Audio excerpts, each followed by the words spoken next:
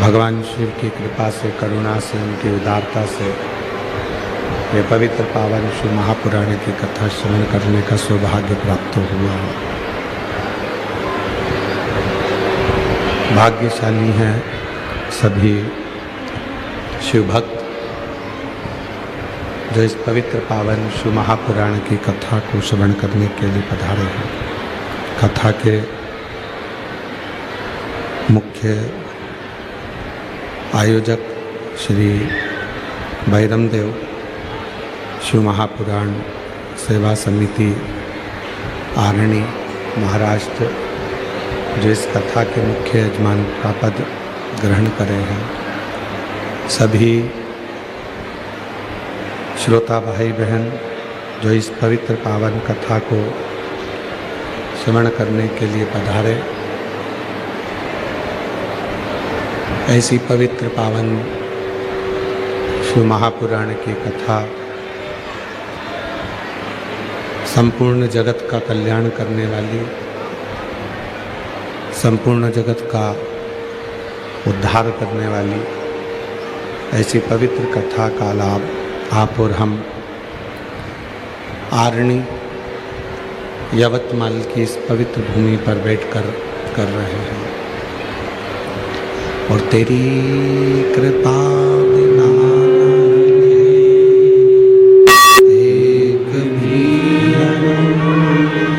लेते श्वास तेरी कृपा से बखान करूं मैं रागों के ढेर का चपटी भगो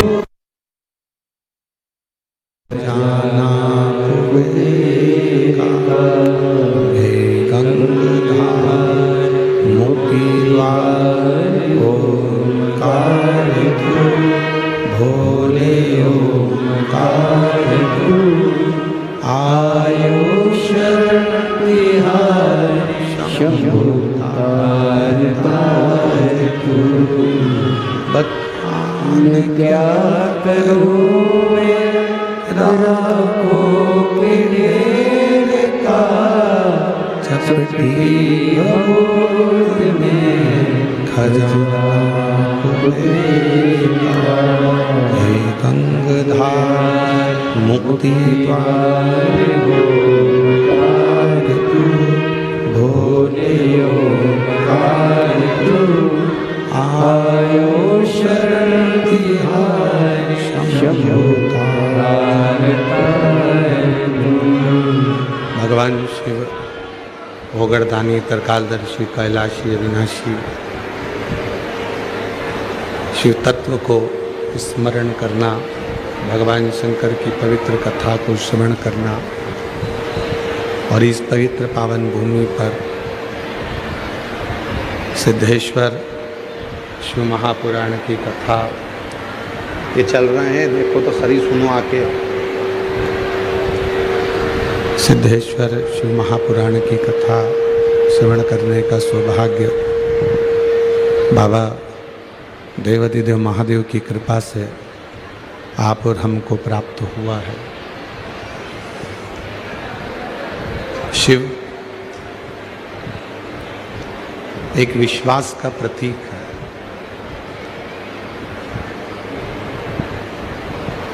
और शिव महापुराण की कथा भी यही दर्शाती है कि हमारे जीवन में विश्वास कितना होना चाहिए, भरोसा कितना होना चाहिए, दृढ़ता कितनी होना चाहिए।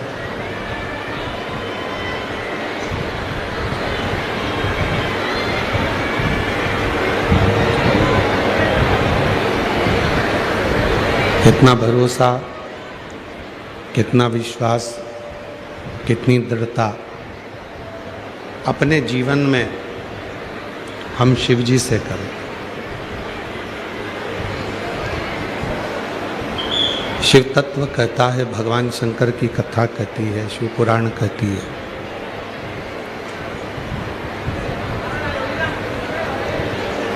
ये संपूर्ण जो संसार है, संपूर्ण जो भूमि है,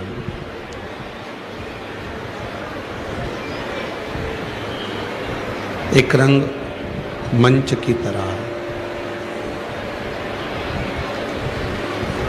परिवार में रह रहे हो तो भी थोड़ा ना थोड़ा आपको अपनी लीला, अपना मंचन करना है।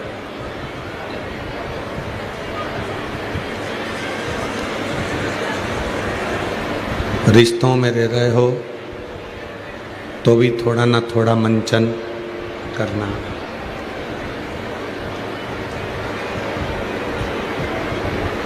कुटुंब, परिवार, नाते रिश्ते,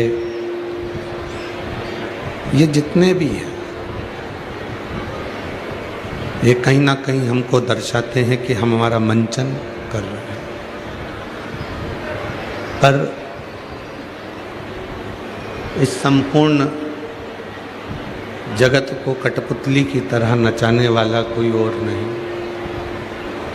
स्वयं देवाधिदेव महादेव है, स्वयं शिव है।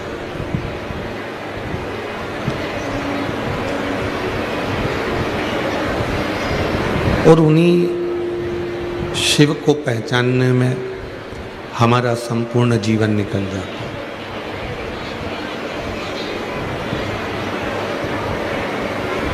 कोई कहे कि मेरे पास में आओ, मैं तुमको शिव भगवान शंकर का दर्शन करा दूंगा, व्यर्थ है। भगवान शिव से मिला दूंगा, व्यर्थ है। ये सब व्यर्थ है। कोई तुमसे कहे कि मेरे पास आकर बैठो, मैं तुम्हें शंकर भगवान की लीलाओं का दर्शन करा दूंगा, व्यर्थ है। शिव कथा कहती है, भगवान शंकर का चरित्र कहता है, एक मानव स्वयं जब चाहे तब शिव तत्व को प्राप्त कर सकता है। आज की दुनिया में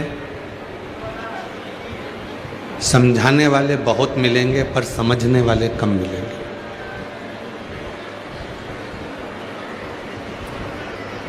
आज पूरा जितना संसार भरा पड़ा हुआ है, ये सारे समझाने वालों से भरा पड़ा हुआ है। पहले के समय में एक नियम होता था कि जो समझ जाता था वो समझाता था।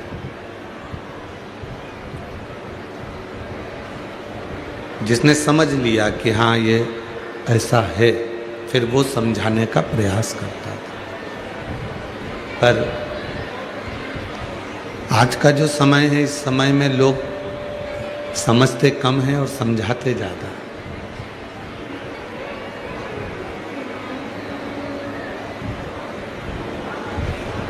और शिव पुराण क्या कहती है कि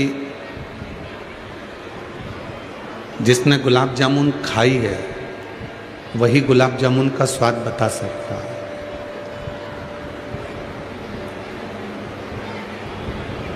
जिसने रसगुल्ला खाया है वो रसगुल्ले का स्वाद बता सकता है। जिसने पूरन पोली खाई है वो पूरन पोली का स्वाद बता सकता है। जिसने मालपुआ खाया वो मालपुए का स्वाद बता सकता है। और जिसने मालपुआ खाया ही नहीं है, जिसने पूरन पोली खाई ही नहीं है, जिसने रसगुल्ला गुलाब जामुन खाई ही नहीं है और वो आपको रसगुल्ले का स्वाद बताए, तो ये हो नहीं सकता। ये नहीं हो सकता। पर स्वाद भी किसको बताया जाता है? आपने आज रसगुल्ला खाया, व्हाट्सएप पे लिख के भेजा क्या किसी को कि आज मैंने 4 रसगुल्ले खाए? किसी ने लिखा? जम के बोलो जरा, लिखा किसी ने? नहीं। आज मैंने गुलाब जामुन खाई, किसी ने अपने स्टेटस पर, किसी ने अपने इंस्टाग्राम पर लिख के डाला कि मैंने आज गुलाब जामुन खाई? कोई नहीं। जो गुलाब जामुन खा गया, जो रसगुल्ला खा गया, उसने अपने अनुभव को अपने स्टेटस पे नहीं लगाया कि मैंने गुलाब जामुन खाई, कि मैंने रसगुल्ला खाया। उसने नहीं लगाया, उसने तो बस पेट भर कर खा लिया और उसके हृदय में संतुष्टि हो गई, उसके मन में तृप्ति हो गई। उसको मतलब नहीं है कि मैंने गुलाब जामुन खाई तो मैं स्टेटस पे लगाऊं, मैंने रसगुल्ला खाया तो मैं अपने स्टेटस पे लगाऊं या फिर इंस्टाग्राम पर लगाऊं। ये उसने नहीं किया।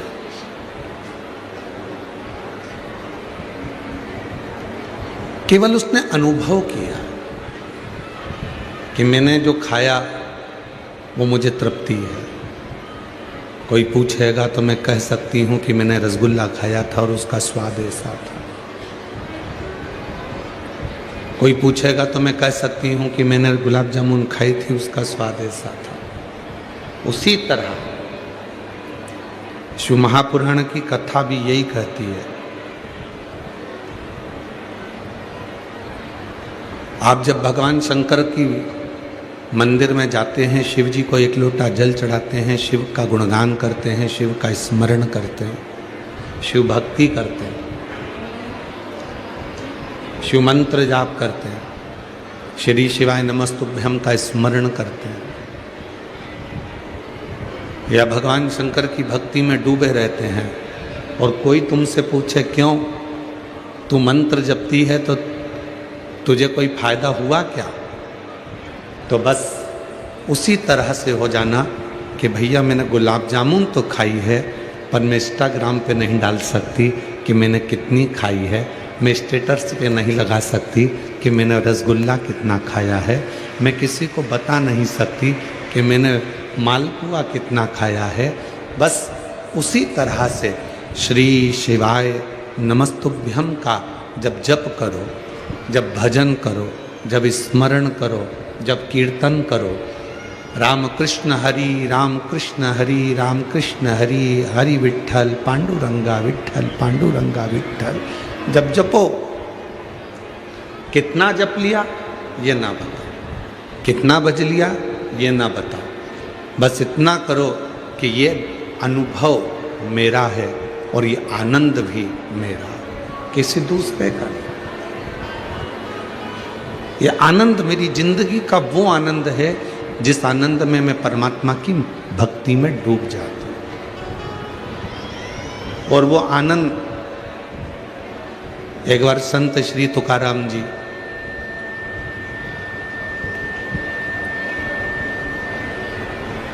विठ्ठल विठ्ठल विठ्ठल विठ्ठल जपते जपते जा रहे थे।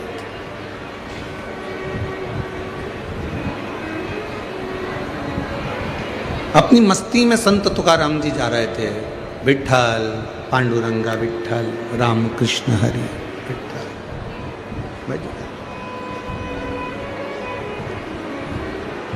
दो लड़के संत तुकाराम जी को रोज देखा करते थे, प्रतिदिन।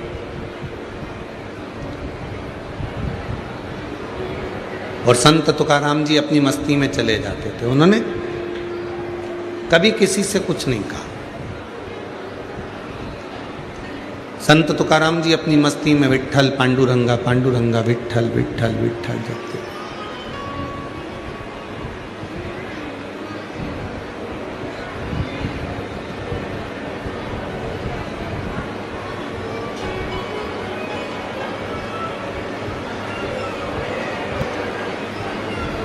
दो लड़के खड़े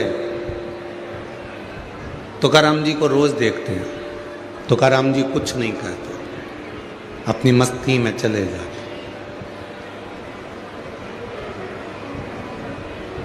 और तुकाराम जी की एक आदत थी,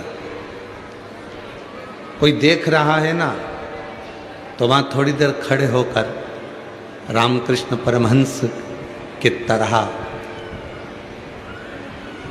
रामकृष्ण हरि विठ्ठल विठ्ठल का कीर्तन करने लगे।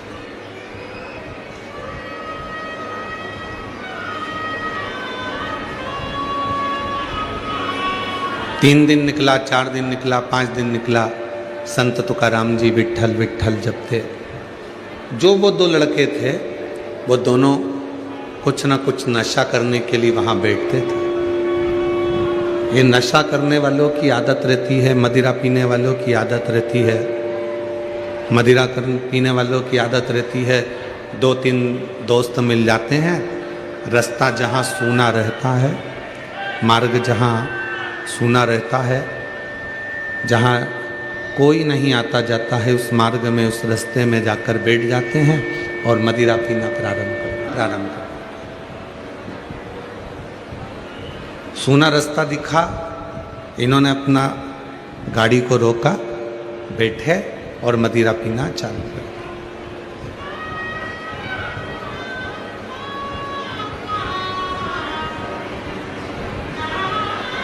रामकृष्ण संत तुकाराम जी ये जानते थे कि ये दोनों जो हैं, ये दोनों मदिरा के नशे को धारण करने के लिए बैठते हैं और मुझे जब देखते हैं तो नशे में ही रहते हैं।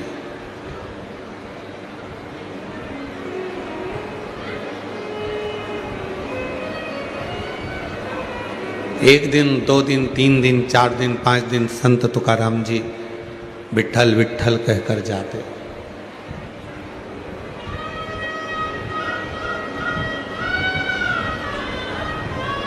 संत तुकाराम जी के स्वभाव का वर्णन करते हुए किसी संत ने कहा, 15 दिन तक संत तुकाराम जी उसी रास्ते से निकल कर जाते हैं और विट्ठल विट्ठल करते हुए जाते हैं। 16वें दिन संत तुकाराम जी जब उस रास्ते से निकल कर जा रहे थे तो संत तुकाराम जी विट्ठल पांडुरंगा धीरे बोल रहे थे और वो दोनों नशा करने वाले भी विट्ठल पांडुरंगा के नशे में डूब चुके थे। वो भगवान की अविरल भक्ति को भज रहे थे। वो विट्ठल पांडुरंगा, विट्ठल पांडुरंगा, विट्ठल पांडुरंगा, विट्ठल पांडुरंगा का भजन करते चले जा रहे थे। वो विट्ठल पांडुरंगा कहते चले।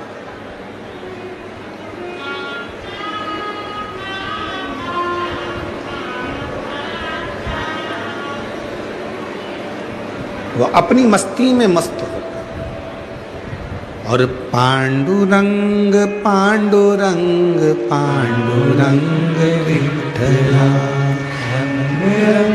पांडुरंग रंग विठ्ठला, ओ विठ्ठला मारा श्याम विठ्ठला, ओ विठ्ठला मेरे श्याम विठ्ठला।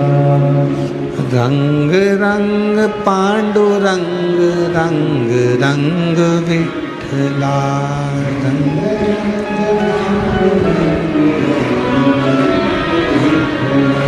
रंग रंग पांडुरंग रंग रंग विठ्ठला।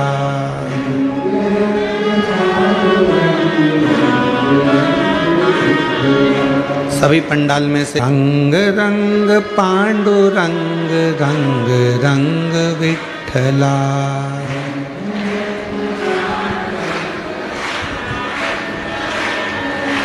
रंग रंग पांडुरंग रंग रंग विठ्ठला।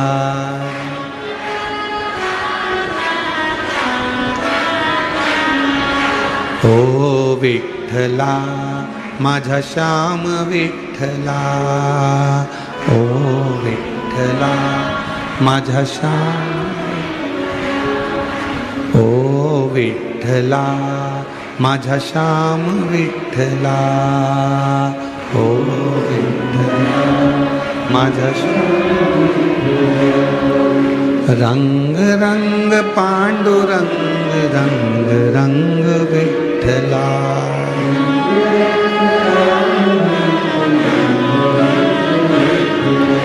रंग रंग पांडुरंग रंग रंग विठ्ठला।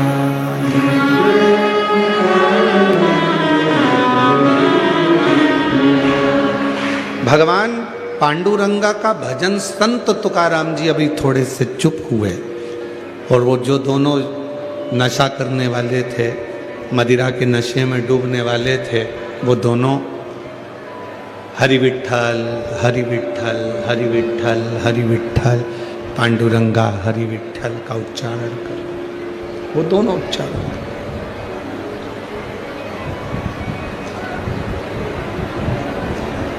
शिव नाम का, राम नाम का, कृष्ण नाम का, भगवान की भक्ति का रस यदि आपकी जिंदगी में एक बार चढ़ गया तो ये निश्चित है वो रस आप दूसरे को भी चढ़ाकर जरूर रहते हो। जो नहीं चढ़ पाता उसको भी चढ़ाने का प्रयास है।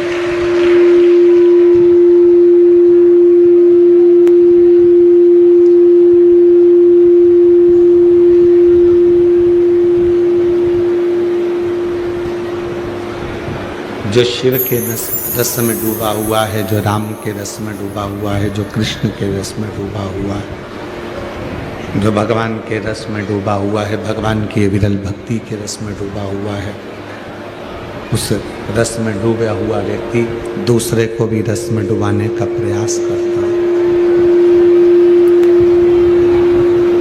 शिव का रंग, राम का रंग, मेरे कृष्ण का रंग,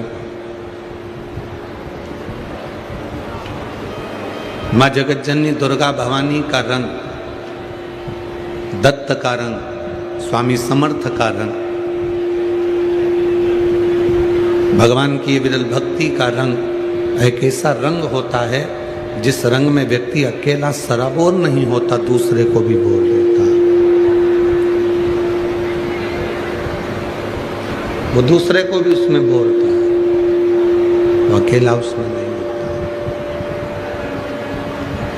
दूसरे को भी उसमें भिगोने का, दूसरे को भी उसमें समाने का, दूसरे को भी उसमें रमाने का प्रयास करता है।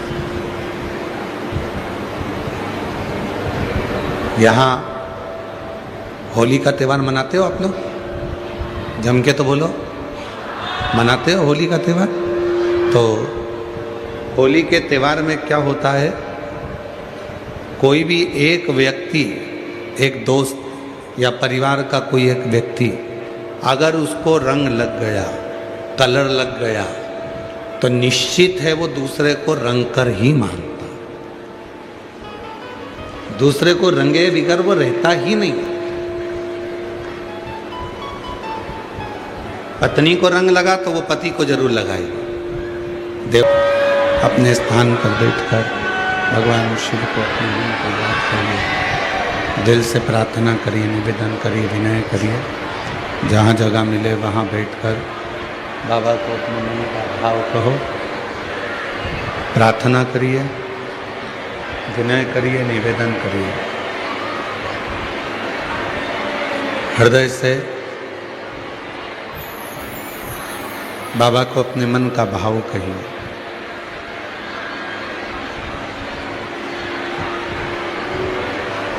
दिल से शिव जी को मन से बाबा को प्रणाम कर भाव व्यक्त करिए।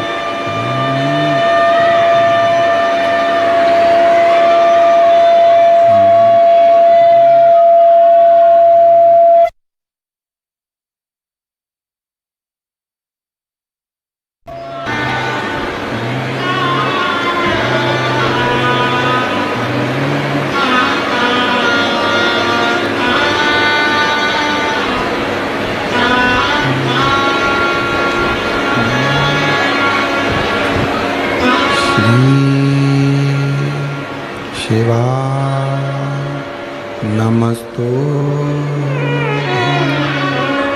श्री शिवाय, नमस्तो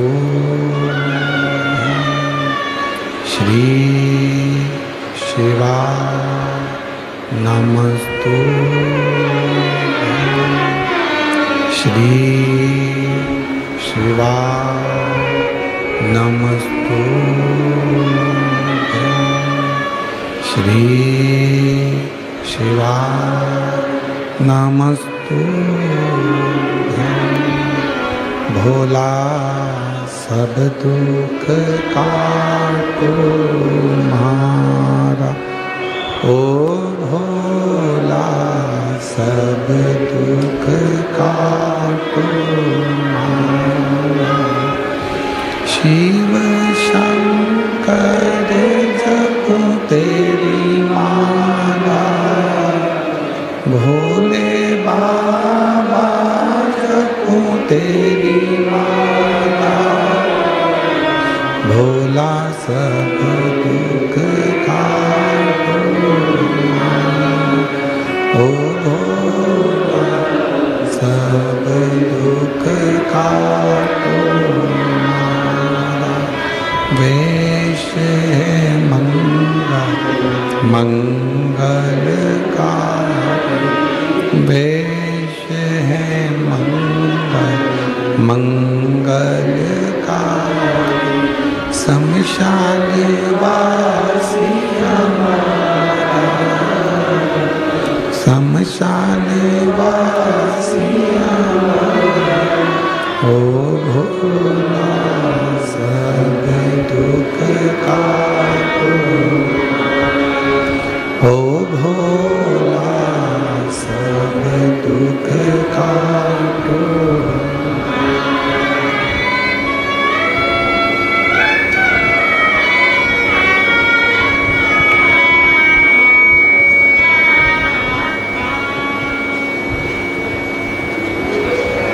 भगवान देवाधिदेव महादेव, भगवान शिव मोगरदानी त्रिकालदर्शी कैलाशी अविनाशी भगवान शंकर की पवित्र कथा कर रहे हैं। संत तुकाराम जी का चरित्र कह रहा है।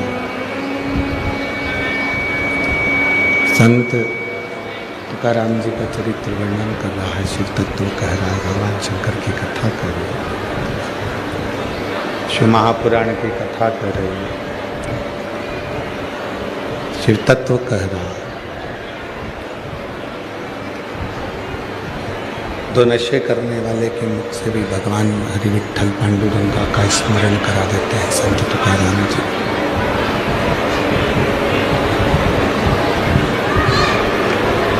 उनको भी भगवान की विरल भक्ति में एक रंग, जैसे अभी आपको कथा में कहा कि एक व्यक्ति को अगर रंग लगता है तो वो दूसरे व्यक्ति को लगा देता है, दूसरा व्यक्ति को लगता है तो दूसरे व्यक्ति को लगा देता है, वो एक दूसरे को लगाता है, उस रंग में डुबाने का प्रयास करता है। शिव कथा इसी को कहती है, भगवान शंकर की शरणागति इसी को कहती है, शिव तत्व इसी को कहते हैं।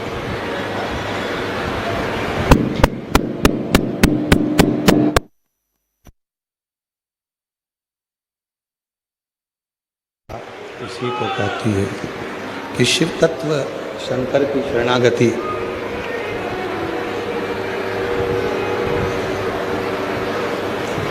भगवान विष्णु, भगवान नारायण,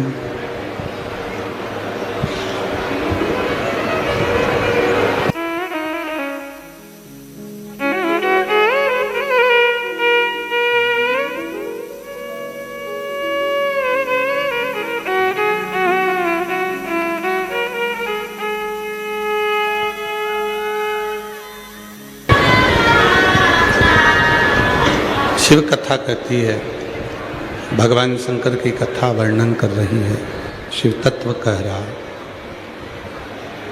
शिव कथा कहती है, भगवान शंकर की पवित्र कथा वर्णन कर रही है। भगवान विष्णु स्वयं भगवान नारायण भगवान शंकर के रंग में ऐसे रंगे हुए थे, भगवान शिव की भक्ति में ऐसे रंगे हुए थे कि एक बार ब्रह्मा जी और भगवान विष्णु के बीच में एक प्रश्न खड़ा हो गया।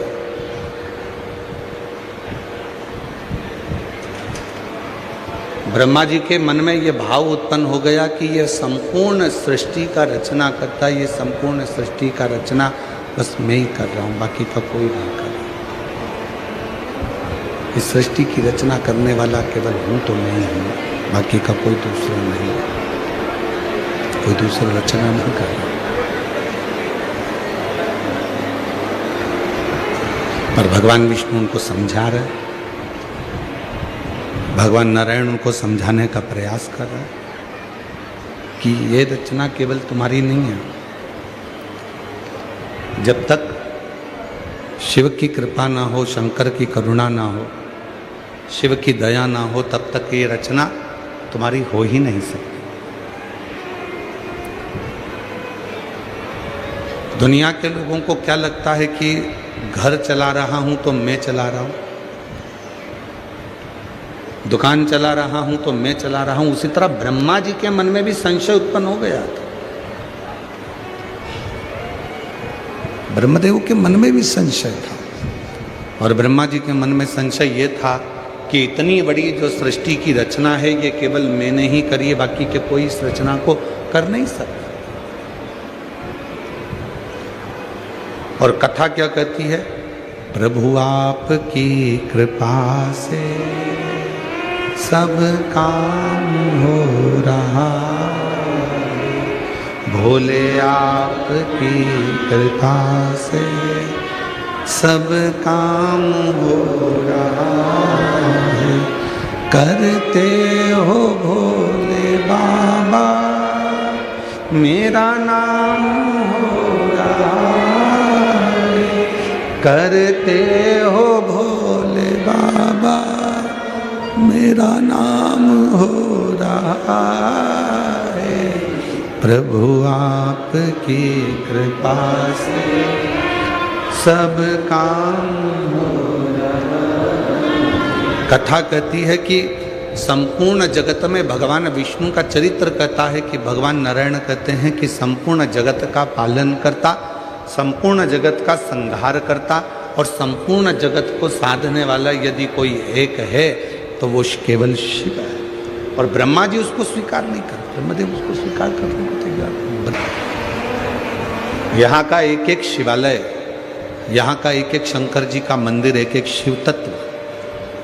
और सबसे बड़ी खुशी की बात तो ये भी है कि यहाँ के जितने शिवालय हैं उसमें से आधे से ज़्यादा शिवालय स्वयंभू प्रकट शंकर जी है। स्वयं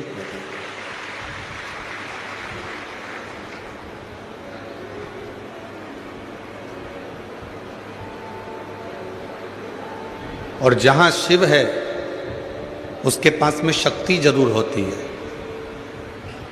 तो यवतमाल क्षेत्र में पूरे जिले के अंदर चला रहा हूँ, मैं ही संहार करता हूँ और मैं ही जन्म देने वाला हूँ और मैं ही चलाने वाला हूँ। तो भगवान विष्णु जिन भगवान शिव के रंग में रंगे हुए थे, भगवान शंकर के रंग में रंगे हुए थे, उन्होंने ब्रह्मा जी को भी इस रंग में रंगना चाहा। अभी आपको कथा में कहा, एक मित्र को यदि रंग लग जाता है तो वो दूसरे मित्र को लगा देता है, एक भाई को रंग लग जाता है तो वो दूसरे भाई को लगा देता है, एक बहन को रंग लग जाता है तो वो दूसरी बहन को रंग लगा देता है, पत्नी को रंग लगता है तो वो पति को लगा देती है।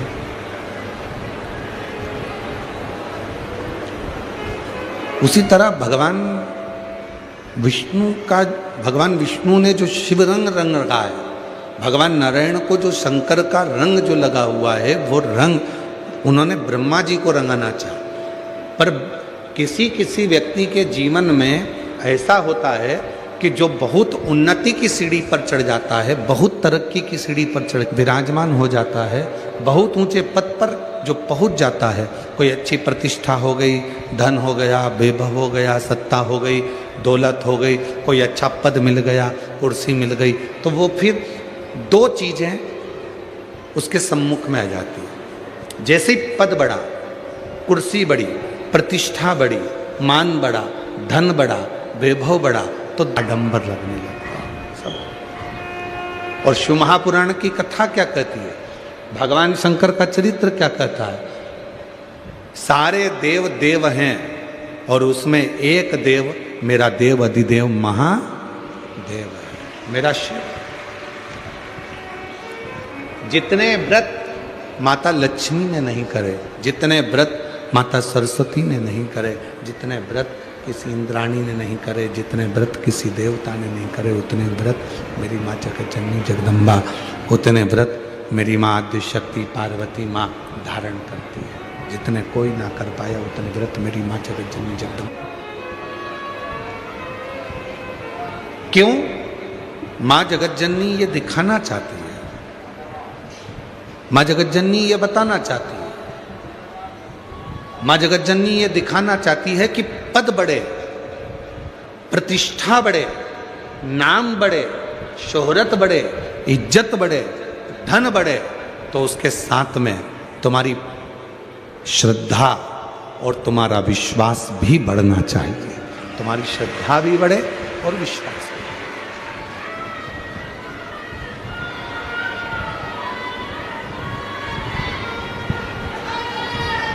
हमें यहाँ का तो नहीं मालूम, हमें यहाँ का स्मरण नहीं है महाराष्ट्र का, पर हमारे मध्य प्रदेश में, हमारे सीहोर जिले में हमें वहाँ का स्मरण है कि जब नारी बच्चे को जन्म देती है, एक माँ अपने बच्चे को जब जन्म देती है, एक नारी जब बच्चे को जन्म देती है, घर पर जब उसको लेकर आते हैं उस नारी को, बच्चे को, तो उस नारी को, जब बच्चे को, नारी को घर पर लेकर आते हैं तो उसके कमरे में, उसके कक्ष में थोड़ा सा कंडा जलाकर या अग्नि जलाकर अजवाइन की उसको धूप दी जाती है। उसके केश, उसके बाल, उसके कपड़े, उस पर अजवाइन की गंध दी जाती है। और उस कथा में ये दो चीजें आती हैं, दो चीजें सामने आती हैं। एक आती है, स्त्री जब बच्चे को जन्म देती है और जन्म देने के बाद उसके कक्ष में प्रथम बार अग्नि का प्रवेश कराया जाता है, उसमें अजवाइन दी जाती है, उसका महत्व। और दूसरा, जब चैत्र आता है और चैत्र की जो पूर्णिमा होती है, उस चैत्र की पूर्णिमा में भगवान शंकर को चावल का दाना चढ़ाकर पुत्र की कामना करी जाती है, संतान की कामना करी जाती है। दो चीजें इस कथा में मिलती है, आप थोड़ा ध्यान लगाकर इसको श्रवण करें। आनंदेश्वर महादेव 84 महादेव में एक महादेव है। अब उसका नंबर हमको तो स्मरण में है कि 33 नंबर पर होना चाहिए, पर यदि हमारे विवेक में वो नहीं नंबर आए तो उसमें आगे पीछे हो सकता है। पर आनंदेश्वर महादेव का चरित्र बड़ा सुंदर।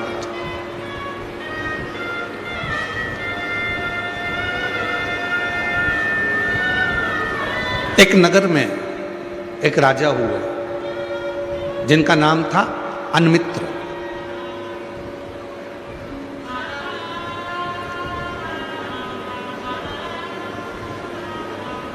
अनमित्र राजा की धर्मपत्नी का नाम था वरवर्णी।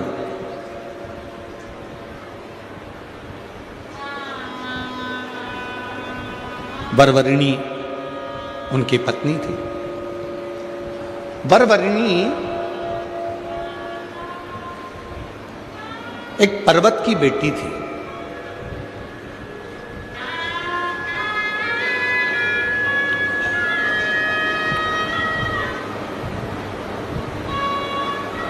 बड़ी सुंदर थी, विद्वान भी बहुत थी।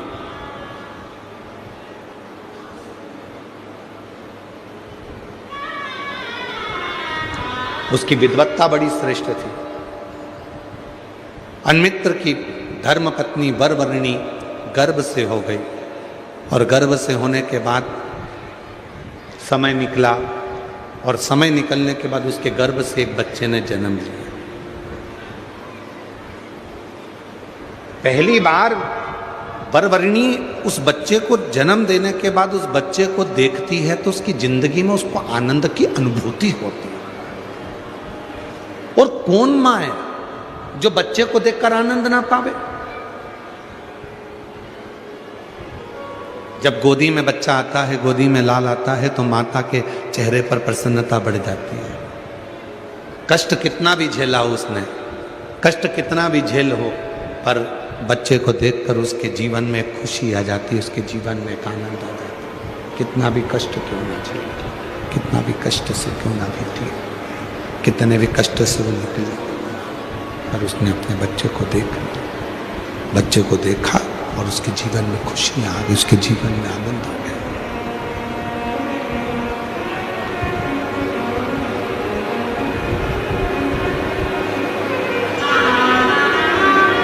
महाराज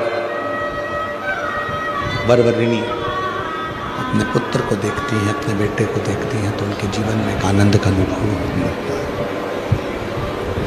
आनंद की अनुभूति होने लगती है। अब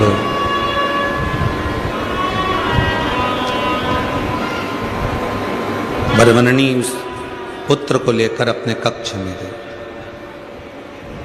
और जैसे ही पुत्र को लेकर कक्ष में गई, बस वरवरिणी ने जैसे ही उस पुत्र को देखकर कहा कि तू मेरा पुत्र है, मेरी जिंदगी की वो सीढ़ी मिल गई कि अब मुझे कहीं भटकना नहीं पड़े,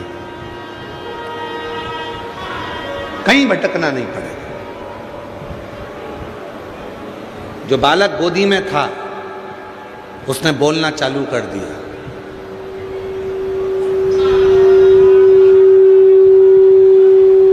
जन्म लिया बालक कभी बोलता नहीं, पर वो बालक बोल रहा है। जन्म लिया बालक बोलता नहीं, पर वो बालक बोल रहा है। बालक बोलना प्रारंभ करता है।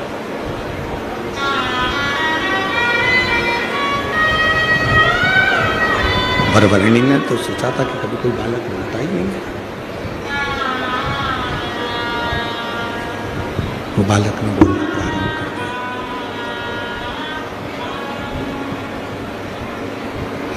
शंभो शंभो शंभो शंभो शंभो शंभो शंभो शंभो शंभो शंभो शंभो शंभो। वरवरिणी को तो लगा ये बालक बोलने लगा, बोल रहा है। अब जब बालक बोलने लगा, उसके मुख से आवाज निकलने लगी, शब्द निकलने लगा। वरवरिणी जैसे ही बोली कि तू मेरा पुत्र है, तू मेरा आनंद है, तू मेरी वो सीढ़ी है जो मुझे सुख प्रदान करेगी, तो वो सीढ़ी है जो मुझे सुख देगी, आनंद देगी, सुख प्रदान करेगी। शंभु शरणे मांगू दुख काटो दया दर्शन। ओ शंभु शरणे मांगू घड़ी रे दुख काटो।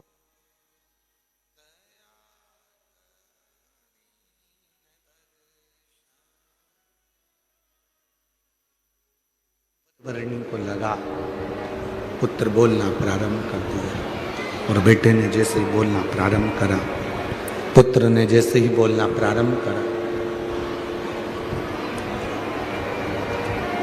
बेटा जैसे ही बोलना प्रारंभ करा, वरवरिणी की बुद्धि स्थिर ही नहीं रही। आज तक मैंने नहीं देखा कि कोई बच्चा जन्म के समय पर बोल रहा। आज तक मैंने ये नहीं देखा कि कोई बच्चा जन्म के समय पर बोल रहा।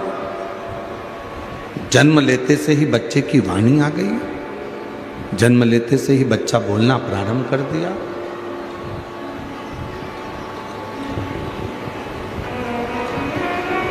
ये विचार ही नहीं करा कभी जिंदगी में, क्या ऐसा हो सकता है? शिव कथा कर रही है,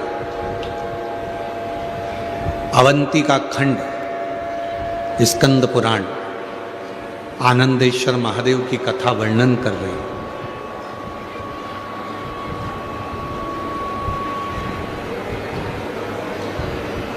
जैसे ही वरवरिणी बेटे की आवाज सुनती है, शब्द सुनती है, तो कहती है,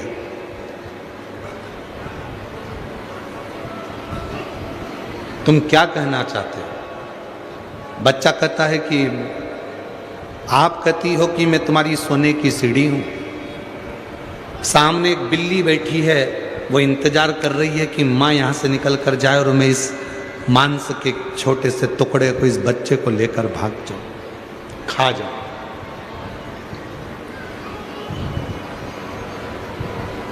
आप कहते हो कि मेरे सोने की सीढ़ी है, बिल्ली भी इंतजार कर रही है कि ये मेरा भोजन है। और एक असुरी, एक राक्षसी सामने बैठकर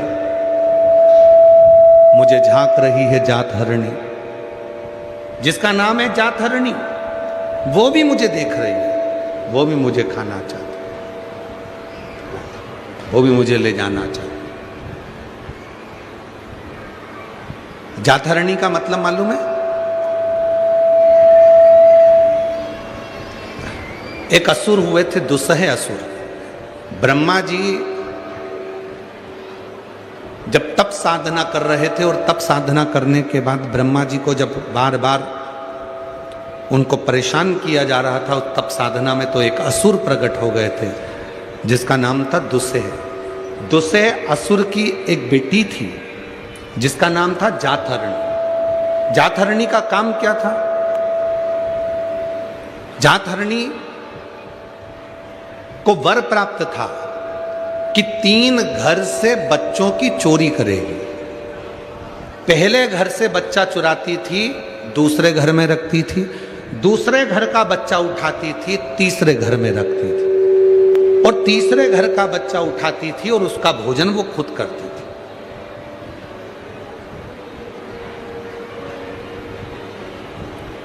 प्रथम घर के बच्चे को ले जाकर दूसरे बच्चे के घर में रख देना, दूसरे के घर का बच्चा उठाकर तीसरे के घर में रख देना, और तीसरे का बच्चा उठाकर स्वयं उसको खा लेना। ये जातहरणी का भोजन था। वो असुरी का भोजन ही यही था। वो जातहरणी असुरी का भोजन यही था। उस भोजन को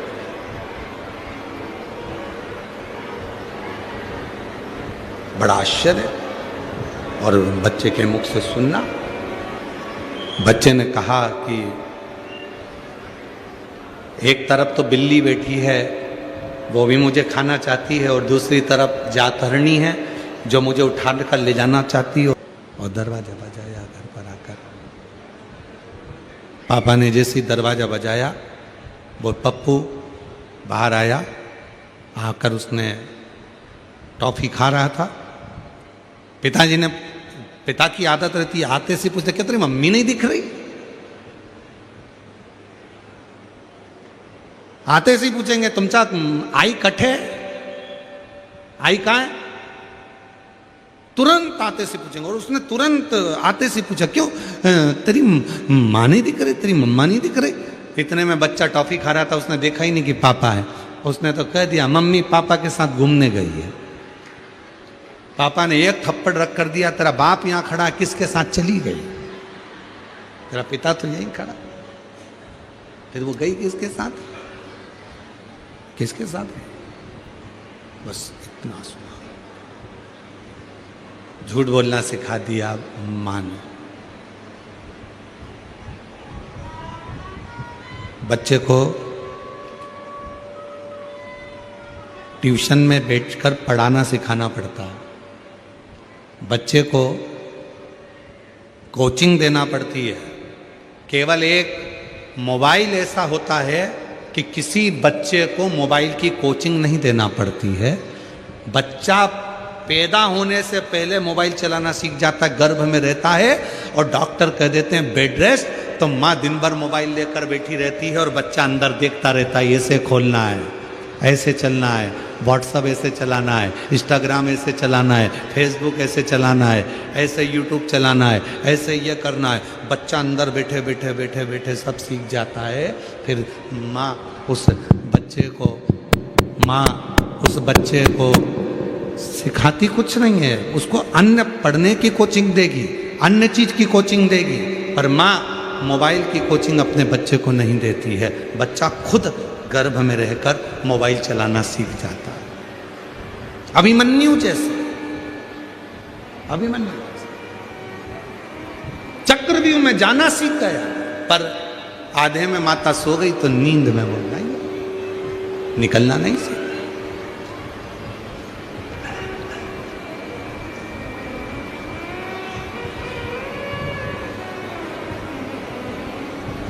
देव, हम मना नहीं करते तुम्हारे बच्चे को मोबाइल मत दो, देव।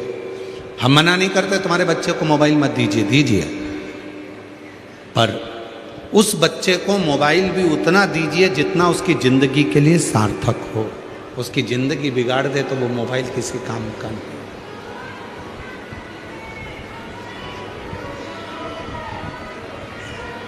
देव मना नहीं है, पर उसकी जिंदगी ना बिगड़े, उसका जीवन सार्थक हो जाए, उसके जीवन में कभी उसको कष्ट ना हो, उतना दीजिए।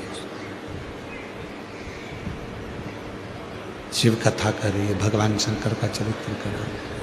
मैंने तेरे ही भरोसे बाबा, तेरे ही भरोसे हवा बीच उड़ती जावांगी बाबा, डोर तो छड़ी नाम कटी जावांगी। भोले मैं तेरी कदम, शंभू मैं तेरी कदम, हवा बिच उड़ती जावांगी बाबा, डोर हत्तो छड़ी नाम कटी। शिव कथा कर रही है, भगवान शंकर का चरित्र कह रहा है। उस जातहरणी में वो बच्चा कह रहा है, एक तरफ बिल्ली बैठी है, एक तरफ जातहरणी बैठी है, एक तरफ तुम बैठी हो, तुम कह रही हो कि ये मेरा पुत्र है, तुम कहती हो कि ये मेरे सोने की सीढ़ी है, ये स्वर्ण सीढ़ी। वो जातहरणी मुझे देख रही, मां तुम मुझसे प्रीत मत रखो। वो बच्चा कह रहा है अपनी मां वरवरणी से, तुम मुझसे प्रीत मत रखो, मैं तो कुछ दिन का हूं, थोड़े से दिन मेरे हैं जीवन के, मुझे थोड़ा सा दिन मिला है जीवन, मेरी थोड़ी सी जिंदगी है, जितना जी लूंगा जी लूंगा।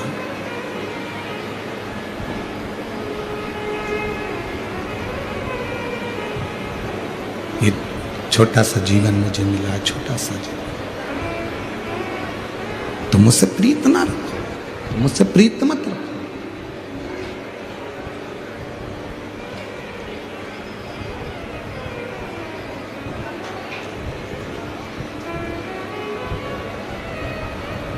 थोड़ी देर बाद एक ये बालक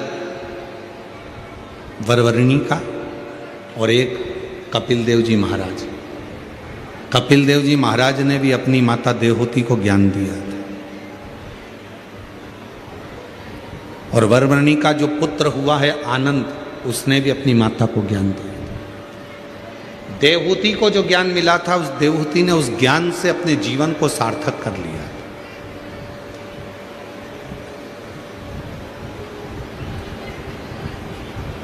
देवहूति ने उस ज्ञान से अपने जीवन को सार्थक कर लिया था कि मेरे बेटे ने मुझको ज्ञान दिया। श्रीमद् भागवत कथा में माता देवहूति का चरित्र आता है कि माता देवहूति को अपना पुत्र स्वयं कपिल देव जी महाराज उनको ज्ञान दे रहे थे, स्वयं पुत्र ज्ञान दे रहा है। और शिव पुराण यह कहती है कि ज्ञान कहीं से भी प्राप्त हो, कैसे भी प्राप्त हो, कभी भी प्राप्त हो, उसको ग्रहण कर लेना चाहिए, पर ज्ञान आडंबर के अंधकार में नहीं होना चाहिए, पाखंड के अंधकार में ज्ञान नहीं होना चाहिए। आज दुनिया चमक देखकर जगह जगह चली जाती है और उसको मालूम नहीं है कि इस चमक से एक ना एक दिन उसके नेत्र खराब हो सकते हैं। क्यों किसी आडंबर में फंसते हो, क्यों किसी पाखंड में जाते हो? जब राम कथा में माता कौशल्या जी ने राम जी के लिए भाग्य पूछा था, तब शंकर भगवान ने मना कर दिया था कि मैं किसी का भाग्य नहीं बताता, मैं भाग्य बताता नहीं हूं। शंकर जी ने कहा था मैं भाग्य बना देता हूं पर बताता नहीं। जब माता यशोदा जी ने भगवान शंकर से पूछा था कि मेरे पुत्र कृष्ण का भाग्य बता दो, तब भगवान शंकर ने कहा था मैं किसी का भाग्य बताता नहीं हूं, मैं भाग्य बना देता हूं। शिव भगवान शंकर की शिव पुराण, भगवान शंकर पर चढ़ाया गया एक लोटा जल, भगवान शंकर का भजन, भगवान शंकर का स्मरण, भगवान शंकर की कथा, भगवान शंकर का मंत्र जाप, श्री शिवाय नमस्तुभ्यम, ओम नमः शिवाय, नमः शिवाय, ये तुमको भाग्य बताएगा नहीं पर भाग्य तुम्हारा बना देगा। ये भाग्य बनाए।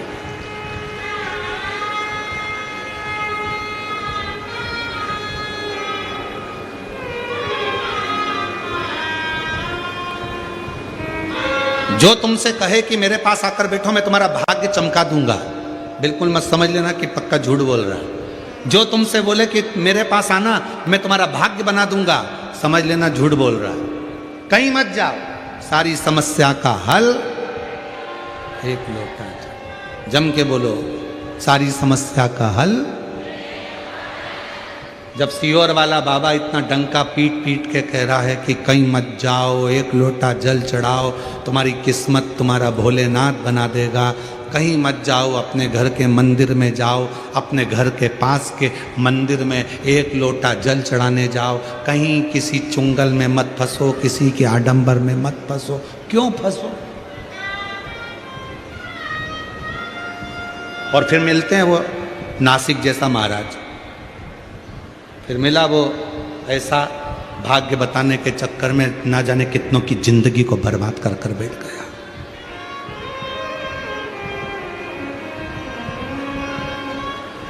क्यों जाना?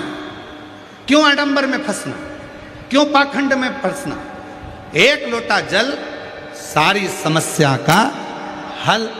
जब दुनिया का हल, राम जी महाराज सेतु पर चढ़ाई, सेतु बांधना चाहते हैं, लंका पर चढ़ाई करना चाहते हैं, तो मेरे राम जी ने एक लोटा जल चढ़ाया, शिव जी को राजी करा, लंका का राज्य पाया। मेरे भगवान कृष्ण के घर में जब 16,108 रानियां थी, संतान का सुख नहीं हुआ, तो गर्गाचार्य बाबा से पूछा कि मैं क्या करूं जिससे मुझे संतान हो। गर्गाचार्य बाबा ने कहा शिव जी की साधना करो, एक लोटा जल चढ़ाओ। एक एक रानी के साथ में 11-11 दिन तक बैठकर भगवान कृष्ण ने 16,108 रानियों के साथ बैठकर शिव जी की साधना करी, और उनके घर में 1,77,186 बच्चे हुए।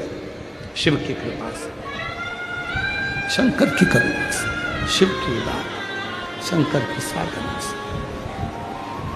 राम जी शिव जी की साधना करते, भगवान कृष्ण शिव की साधना करते। ऐसा कोई देव बता दो जो भगवान शंकर की साधना नहीं करता। भागवत पुराण, अग्नि पुराण, नर्मदा पुराण, पद्म पुराण, जितनी पुराण उठाकर देखना सारी पुराणे उठाकर देखिए, और जितने चरित्र उठाकर देखना उतने चरित्र उठाकर देखिए। कोई एक देवता का नाम बता दो जो शंकर भगवान के शिवलिंग की पूजन नहीं करता हो। कोई एक देवता का नाम बताना जो शंकर भगवान के शिवलिंग की पूजन नहीं करता। सूर्यदेव शिव की पूजन करते, चंद्रदेव शिव की पूजन करते, राहु शिव की पूजन करते, शनि शिव की पूजन करते, केतु शिव की पूजन करते, मंगल शिव की पूजन करते, बुध शिव की पूजन करते, पृथ्वी शिव की पूजन करती है, आकाश पृथ्वी की शिव की पूजन करता है, जल शिव की पूजन करता है। 20 लाख योनि, 84 लाख योनि में से 20 लाख योनि वृक्ष की है, पत्तियों की है, पौधों की है, इन पौधों की, इन वृक्षों की है 20 लाख योनि। ए भाई, खींच खींच के बोलना पड़ रहा है, कब तक खींच के बोलेंगे, गला दुख रहा है। 20 लाख योनि वृक्ष की है, 20 लाख योनि इन पौधों की है, और वो 20 लाख योनि पौधों की, वो पौधे भी शिव की साधना करते हैं, शिवलिंग की उपासना करते, शिव साधना में डूबे हुए हैं। कौन? गणेश जी महाराज शंकर जी की साधना करते हैं, कार्तिकेय बाबा शिव की साधना करते हैं, माँ जगत जननी शिव की साधना करती है, दुर्गा भवानी शिव की साधना करती है, माँ रेणुका माता भी शंकर की साधना में डूबी रहती हैं। ऐसा कोई बताओ। सप्तशृंगी माता शिव की साधना करती है, माँ विजासन शिव की साधना करती है, माँ जगत जननी शिव की साधना करती है, माँ सरस्वती शिव की साधना करती है, ब्रह्मा शिव की साधना करते हैं, विष्णु शिव की साधना करते हैं। ऐसा कोई इंद्र शिव की साधना करते हैं। ऐसे कोई देवता, जो देवता शिव की साधना ना करता हो उसका नाम बताओ, जो शंकर के शिवलिंग की पूजन नहीं करता। हमारे 33 कोटि देवताओं ने हमको उपदेश दिया कि तुम कहीं मत भटको, केवल एक काम करो, अपने घर से एक लोटा जल लो और शंकर भगवान को समर्पित करना प्रारंभ करो। शिव सारी समस्या का हल तुम्हारे सामने कर देंगे। कहीं मत जाओ, कहीं।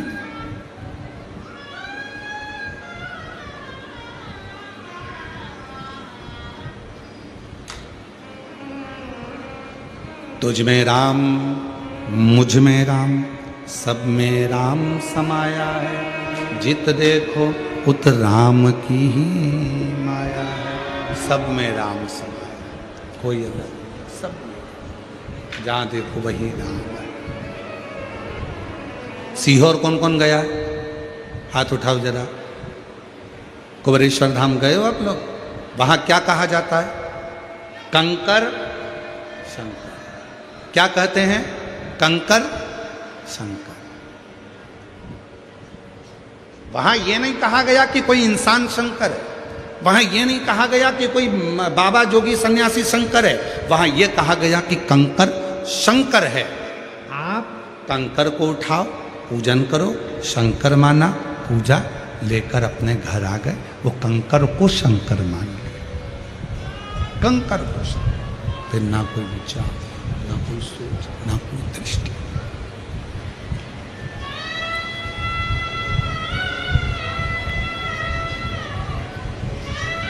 एक प्रसंग याद आता है।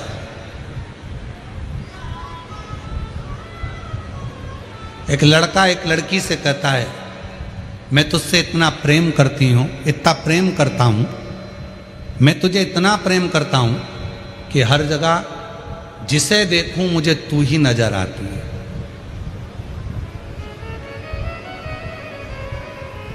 मैं तुझसे इतना प्रेम करता हूं, इतना प्रेम करती हूं कि जहां देखूं मुझे हर एक में तू ही नजर आता है। अगर हर एक में तू ही नजर आता है तो फिर ये प्रेम कहां हुआ? प्रेम किसको कहते हैं? कि तेरे सिवा कोई और नजर ना आए तो समझ लो कि प्रेम हुआ है। अरे और लोग क्या कहते हैं? मैं इतना प्यार करती हूं, इतना प्रेम करती हूं, इतना प्रेम करती हूं कि हर एक में तू ही दिखता, हर एक में तू ही दिखता है। मतलब प्रेम है ही। प्रेम होता तो तेरे सिवा और कोई ना दिखता तो समझो कि प्रेम हुआ है, तो समझो कि प्यार हुआ।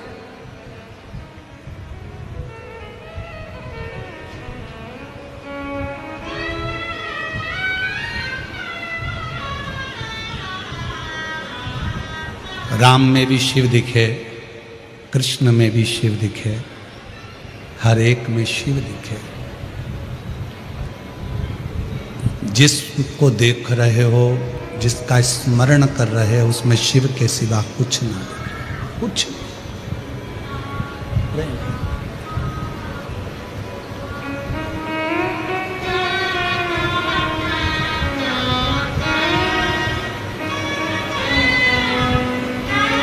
कोई दूसरा दिखे नहीं।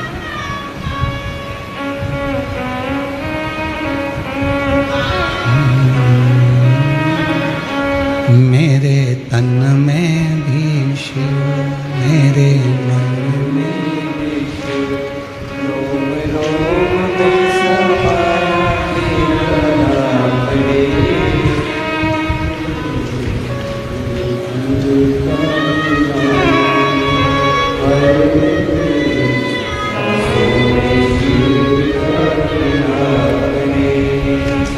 मेरे तन में भी शिव, मेरे मन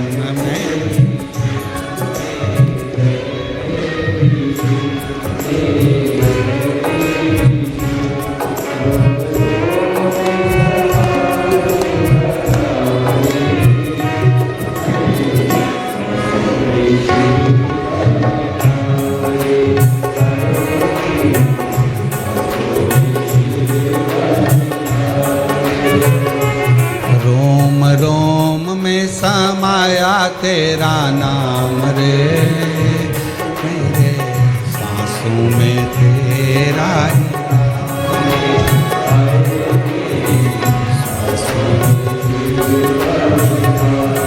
दोनों हाथों से से ताली सवा दे थोड़े भाव से।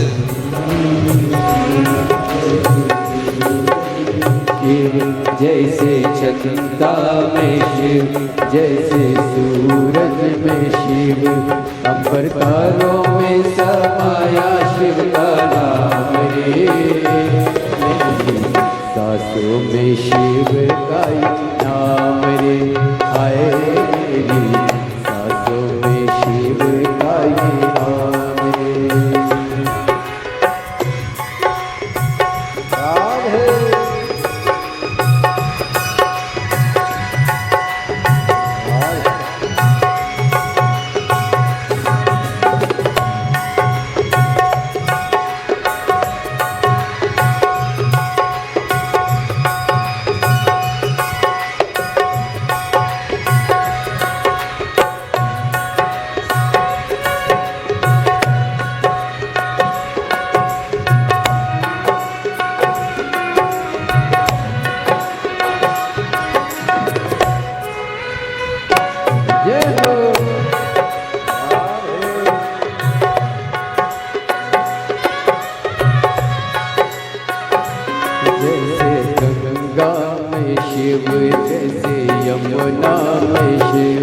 जैसे गंगा में शिव, जैसे यमुना में शिव, माँ सागर में समाया शिव का नाम रे।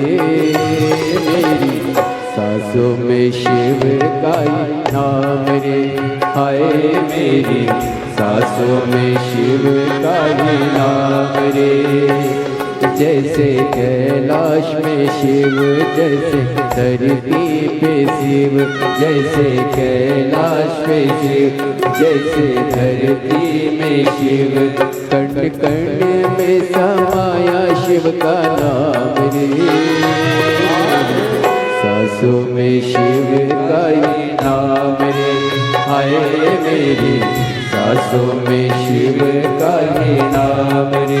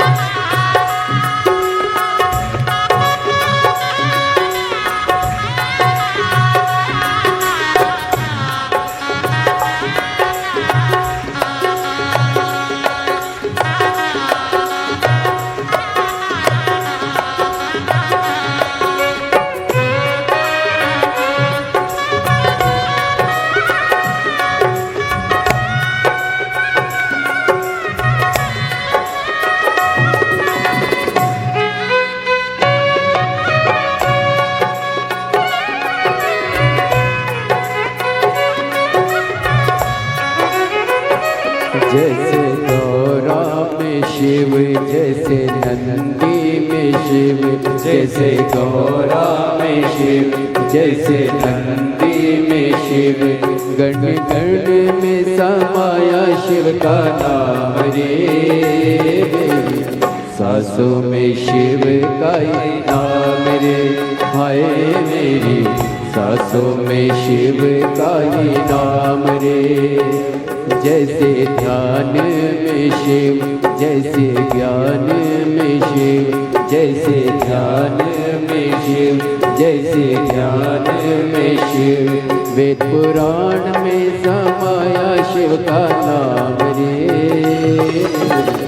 सांसों में शिव का नाम रे, हाय मेरी सांसों में शिव का नाम रे।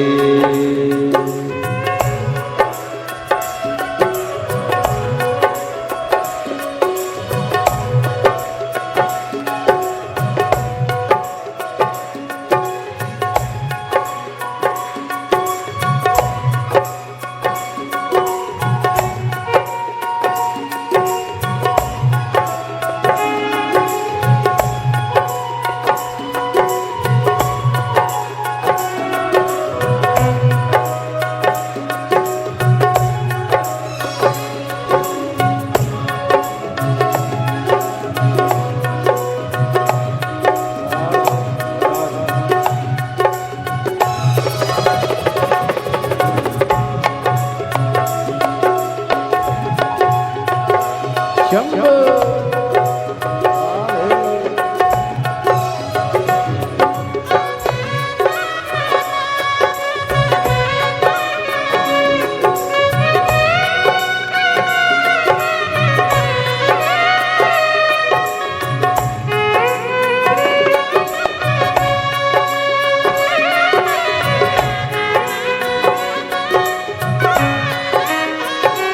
जैसे ग्रहों में शिव, जैसे देवों में शिव, जैसे ग्रहों में शिव, जैसे देवों में शिव, सारी सृष्टि में समाया शिव का नाम रे। मेरी सांसों में शिव का ही नाम रे, हाय मेरी सांसों में शिव का ही नाम रे। रोम रोम में समाया शिव का नाम रे, मेरी सांसों में शिव का ही नाम रे, हाय मेरी सांसों में शिव का ही नाम रे, हाय मेरी सांसों में शिव का ही नाम। महादेव अपने स्थान पर बैठकर बाबा देव महादेव से अपने मन का भाव कहिए, प्रार्थना करो, विनय करो, निवेदन करो, बाबा से अपने मन का भाव कहिए।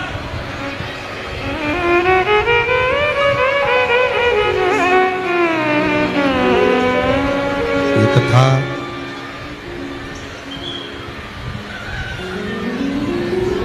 आरणी में, यवतमाल में जो कथा चल रही है, ये 5 अप्रैल तक रहेगी। उसके बाद में कथा 8 से 14 अप्रैल भीलवाड़ा राजस्थान में रहेगी 2 बजे से 5 बजे तक। फिर 17 अप्रैल से 23 अप्रैल तक दिल्ली में रहेगी। उसके बाद में 5 मई से 11 मई तक रांची झारखंड में शिव महापुराण की कथा रहेगी। 5 मई से 11 मई तक 1 बजे से 4 बजे तक रांची झारखंड। फुटबॉल ग्राउंड रांची गौशाला न्यास सुकुरहुटू कांके रांची झारखंड में 1 बजे से 4 बजे तक 5 मई से 11 मई तक शिव महापुराण की कथा का क्रम रहेगा। भाव से बाबा को अपने मन की बात कहिए, प्रार्थना करिए, विनय करिए, निवेदन करिए, दिल से विनती करो, विनय करो। जहाँ जगह मिले वहाँ बैठ कर बाबा को अपने मन का भाव करिए। जहाँ जगह मिल जाए वहाँ बैठ कर बाबा को अपने मन की बात कहो, प्रार्थना करो, विनय करो, निवेदन करो।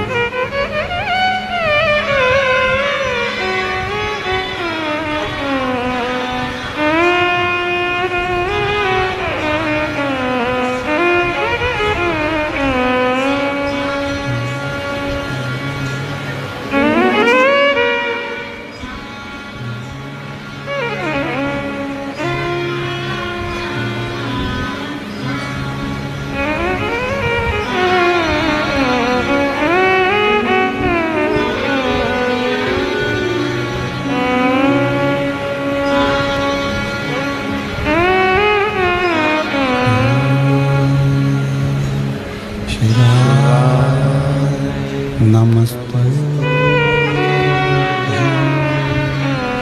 श्री शिवाय, नमस्तो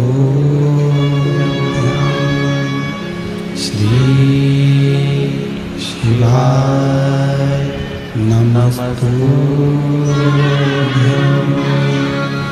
श्री शिवाय, नमस्तो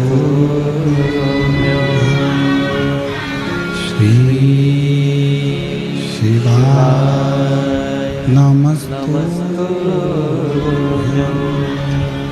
भोला सब दुख काटो मारा, ओ भोला सब दुख काटो मारा।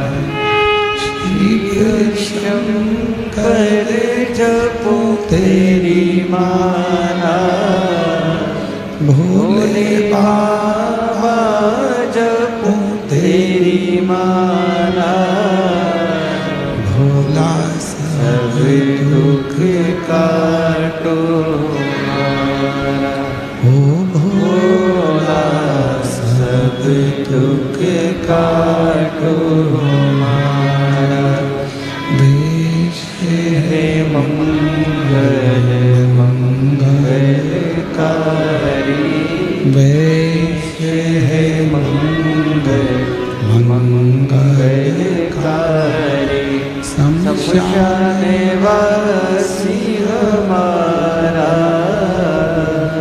शमशान वासी हमारा, ओ भोला सब दुख काटो हमारा, ओ भोला सब दुख काटो हमारा।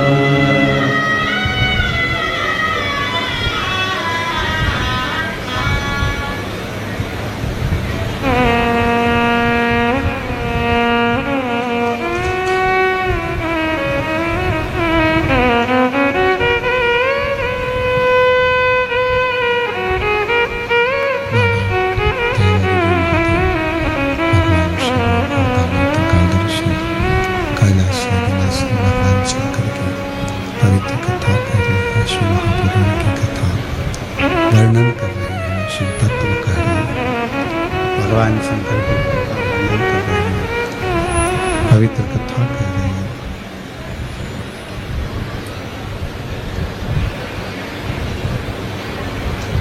जातहरणी एक ऐसी असुरी,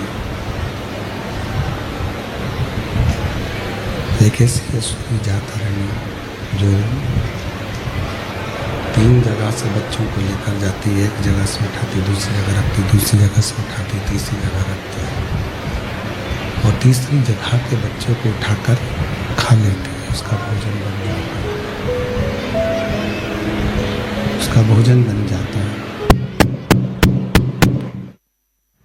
तीसरी जगह के बच्चों को उठाकर उसका भोजन बना लेती है। वो जाता है।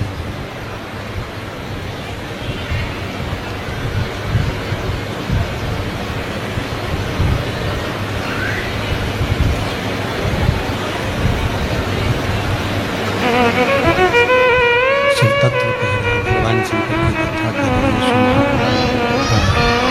वर्णन कर रही है, शिव कथा कर रही है। हो जाता है। एक माँ देव होती है, दूसरी नंबर बरबरनी, ये 2 है। एक देव होती को भी कपिल देव जी महाराज ने ज्ञान उपदेश दिया।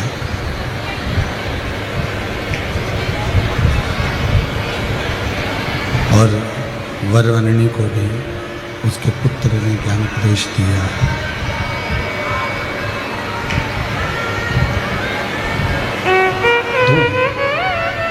एक देवहूति, एक वरवर्णी, दोनों को उपदेश दिया।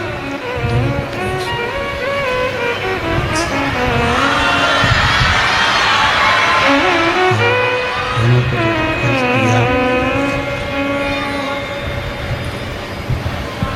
देवहूति ऋतुप्रेश को, देवहूति माता कपिल देव जी महाराज के उपदेश को शंभु शरण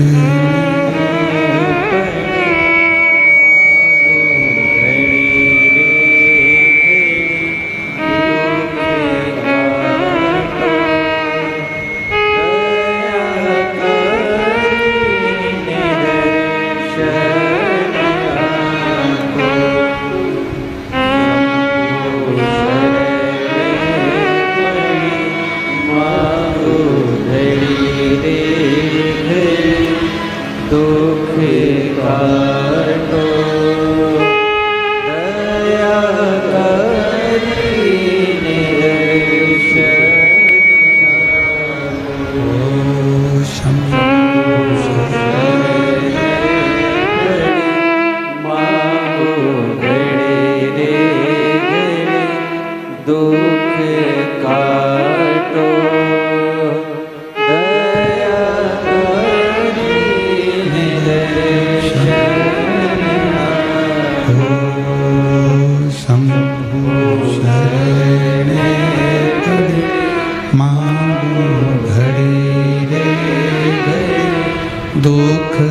काटो, दया दीन दर्शन आपो, शंभु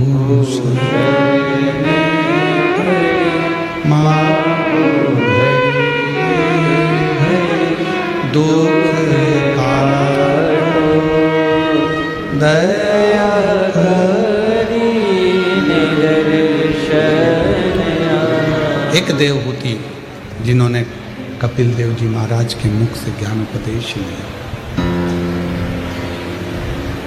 और कपिल देव जी महाराज के मुख से ज्ञान उपदेश लेकर देवहूति ने अपने जीवन में शिव की भक्ति को प्राप्त किया। और दूसरे नंबर पर है बरबरनी। दूसरे नंबर पर बरबरनी अपने पुत्र से सुनती है, और अपने पुत्र के मुख से जो संवाद श्रवण किया, उस संवाद के कारण बरबरनी को क्रोध आ गया, और बरबरनी को क्रोध आया। ऐसा क्रोध बरबरनी के जीवन में आया कि बरबरनी ने अपने ही पुत्र को प्रसूति कक्ष में छोड़ दिया। जिस कक्ष में बच्चे को जन्म दिया था,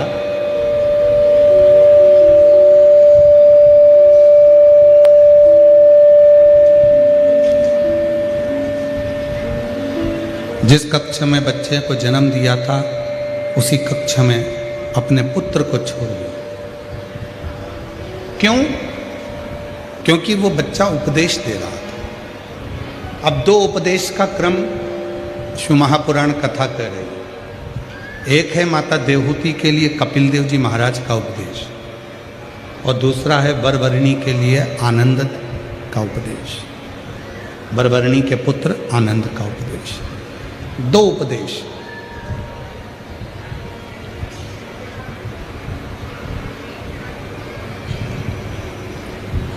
देवहूति माता उपदेश सुनती हैं तो भक्ति में डूब जाती हैं, और बरबरनी उपदेश सुनती है अपने पुत्र का तो क्रोध से भर जाती है, और क्रोध से भरकर वो अपने पुत्र को प्रसूति कक्ष में ही छोड़ देती, प्रसूति कक्ष में छोड़ देती, उसको छोड़कर वापस चली जाती है, बस अपनी कक्ष की वापस चली जाती।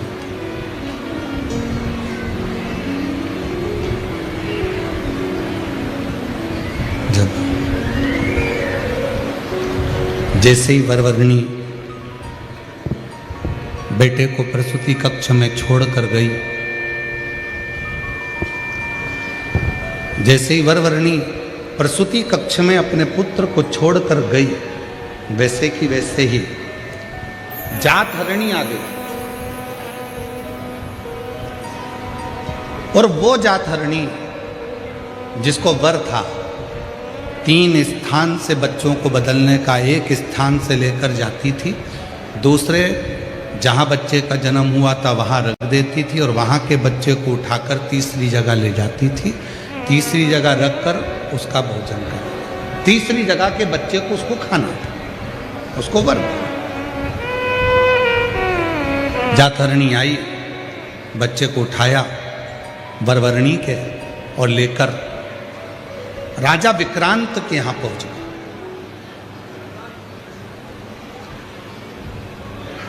जहां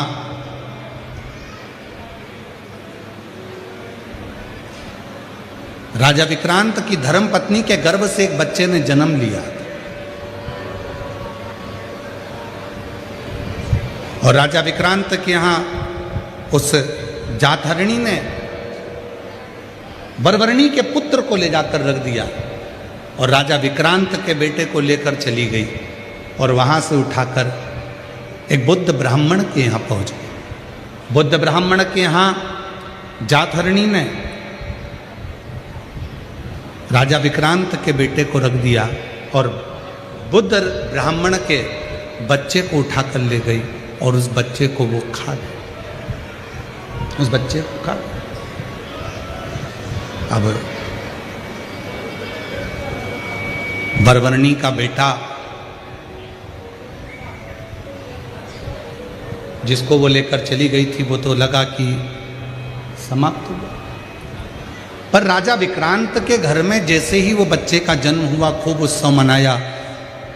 राजा विक्रांत को भी नहीं मालूम कि मेरा असली बच्चा तो जातहरणी लेकर चली गई है और उसे किसी ब्राह्मण के घर में छोड़ दिया है, पर राजा विक्रांत के यहाँ जन्मोत्सव मन रहा था। बच्चा बड़ा हो गया। जब बच्चा बड़ा हुआ, 7 वर्ष की आयु जब बच्चे की हुई और उसको गुरु के घर विद्याध्ययन के लिए जब भेजने लगे, तब वो बच्चा गुरु की आज्ञा से, गुरु ने कहा अपने माता पिता को प्रणाम करो, अपने माता पिता को नमन करो, प्रणाम करो। तो उस बच्चे ने फिर बोलना प्रारंभ किया। बच्चा बोला, गुरुजी आप कहते हो कि माता पिता को प्रणाम करो, तो ये बताएं कि जन्म देने वाली माँ को प्रणाम करना है कि पालन करने वाली माँ को प्रणाम करना? राजा विक्रांत को बड़ा आश्चर्य हुआ। भरी सभा में ये बच्चा कह रहा है, इतनी बड़ी सभा लगी है और इस सभा में ये बच्चा क्या रहा है कि जन्म देने वाली माँ को प्रणाम करूं कि पालन करने वाली माँ को प्रणाम करूं? इतने में राजा विक्रांत अपनी कुर्सी से उठकर सामने आकर खड़े हो गए। राजा विक्रांत ने पूछा, क्या तुम्हारी 2 माताएं? बच्चा कहता है, एक माँ वो जिस माँ का घर छोड़कर आया हूं और दूसरी माँ ये जिसके घर में मैं आया हूं। क्या मेरी धर्मपत्नी तुम्हारी दूसरी माँ है? हाँ। वो बच्चा इतना विद्वान था जिसका नाम राजा विक्रांत ने आनंद रखा था। आनंद। शिव महापुराण की कथा कहती है कि वो आनंद नाम का जो बच्चा था, जो बरवर्णी के गर्भ से जन्मा था, वो शिव का पुराना उपासक था। माँ गोदावरी के तट पर रहता था। गोदावरी के तट पर रहकर वो केवल एक काम करता था। उसने ना कभी जिंदगी में किसी देवालय को गया, ना गोदावरी के तट पर रहने के बाद वो किसी शिवालय को गया। वो तो केवल गोदावरी के तट पर रहकर एक कार्य करता था। माँ गोदावरी के जल को उठाता था और किसी एक शिला पर डाला करता था। गोदावरी के जल को भरता था और एक शिला पर डाला करता था। वो ये भी नहीं जानता था कि ये शिवलिंग है कि शिला है कि कोई देवता है कि कोई देवी है कि कोई स्थान।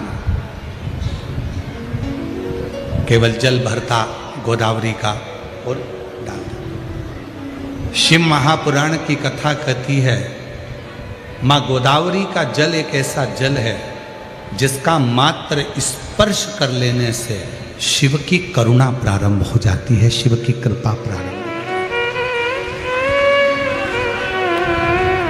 माँ गोदावरी का जल एक ऐसा जल है, माँ गोदावरी का जल एक ऐसा जल है जिसका स्पर्श मात्र, जब जीव केवल गोदावरी के जल का स्पर्श मात्र करता है तो शंकर की करुणा आप रूप उस पर होना प्रारंभ हो जाती है। गोदावरी के जल की इतनी मालूम।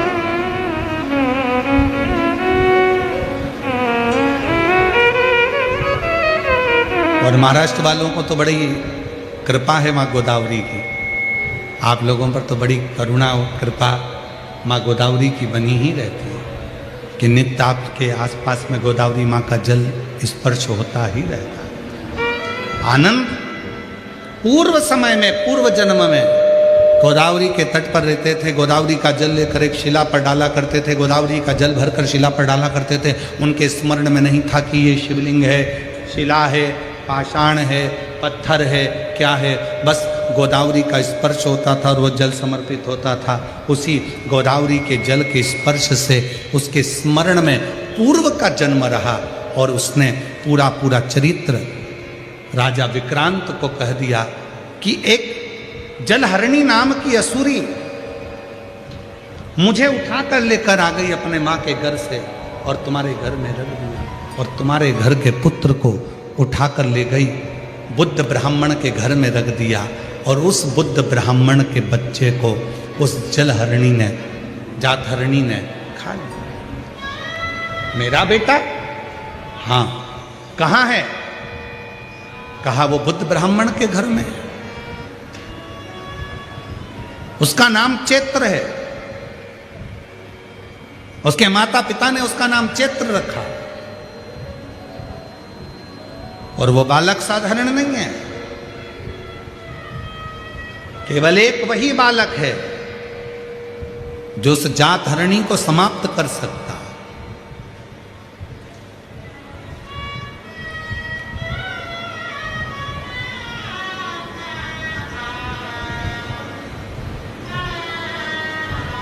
राजा विक्रांत उस बच्चे का कहना मानकर बुद्ध ब्राह्मण के घर पहुंच गए और बुद्ध ब्राह्मण के घर जाकर कहा कि महाराज ब्राह्मण देवता, आपके घर में जो पुत्र है ना, वो मेरा पुत्र है, मेरा पुत्र। मैं राजा विक्रांत, मेरा बेटा आपके घर में है। बुद्ध ब्राह्मण ने कहा यदि वो आपका बेटा है तो मेरा बेटा कहाँ गया? तो कहा उसको तो जातहरणी खा गई, जातहरणी खा गई। जैसे ही अपने पिता बुद्ध ब्राह्मण को दुखी देखा तो चैत्र उठा और उठते से ही एक कुश का भाग लेकर दौड़ पड़ा उस जातहरणी को मारने के लिए। जातहरणी हाथ जोड़कर खड़ी हो गई, तुम मुझे मत मारो। जिस घर में बच्चे का जन्म होगा उस घर में यदि अग्नि का प्रवेश होगा या लोहे का कोई सामान, लोहे की कोई कील, लोहे का कोई पदार्थ, उस जन्म लेने वाली, उस जन्मे हुए बच्चे को जिस कक्ष में रखा जाएगा उस कक्ष में अगर लोहे का कोई सामान होगा या उस कक्ष में अग्नि का प्रवेश होगा तो मैं उस कक्ष में कभी प्रवेश नहीं करूँगा। उस दिन से नियम है, बच्चे को लेकर जब माँ अपने कक्ष में आती है, स्नान करती है, तो उसको बालों को सेकने के लिए अग्नि दी जाती है, धूप दी जाती है, जिससे वो जातहरणी इसके घर में प्रवेश न हो, कक्ष में प्रवेश न। चैत्र ने छोड़ा, जातहरणी ने एक वर और मांग लिया। जब आप मुझे इतना वर दे रहे हो तो संसार में कितनी नारियां हैं, संसार में कितनी माताएं, मैं जानती हूं कि मैं जातहरणी हूं, मैं बच्चों को खा जाती हूं, पर संसार में ना जाने कितनी माताएं, कितनी नारियां हैं, उनका गर्भ नहीं है, उनके गर्भ से संतान नहीं, उनके गर्भस्थता नहीं। तब कहा मैं चैत्र आज वर देता हूं, शिव की आज्ञा का मैं अनुमोदन करने वाला, शिव को भजने वाला, शंकर की स्तुति करने वाला, और जिस आनंद ने ये सारी लीला सुनाई है उसकी साक्षीकरण कर कर मैं वचन देता हूं, यदि कोई नारी, कोई स्त्री श्वेत अक्षत, श्वेत पुष्प चैत्र पूर्णिमा के दिन शिव को समर्पित करती है, उसके गर्भ से संतान जरूर होती है। वो बिना संतान के रह नहीं सकती, उसको संतान की प्राप्ति जरूर। और साधुता है पूरे आरणी वासियों को कि वो चैत्र की पूर्णिमा, यदि आप लोग नेट पर सर्च करेंगे, गूगल पर सर्च करेंगे तो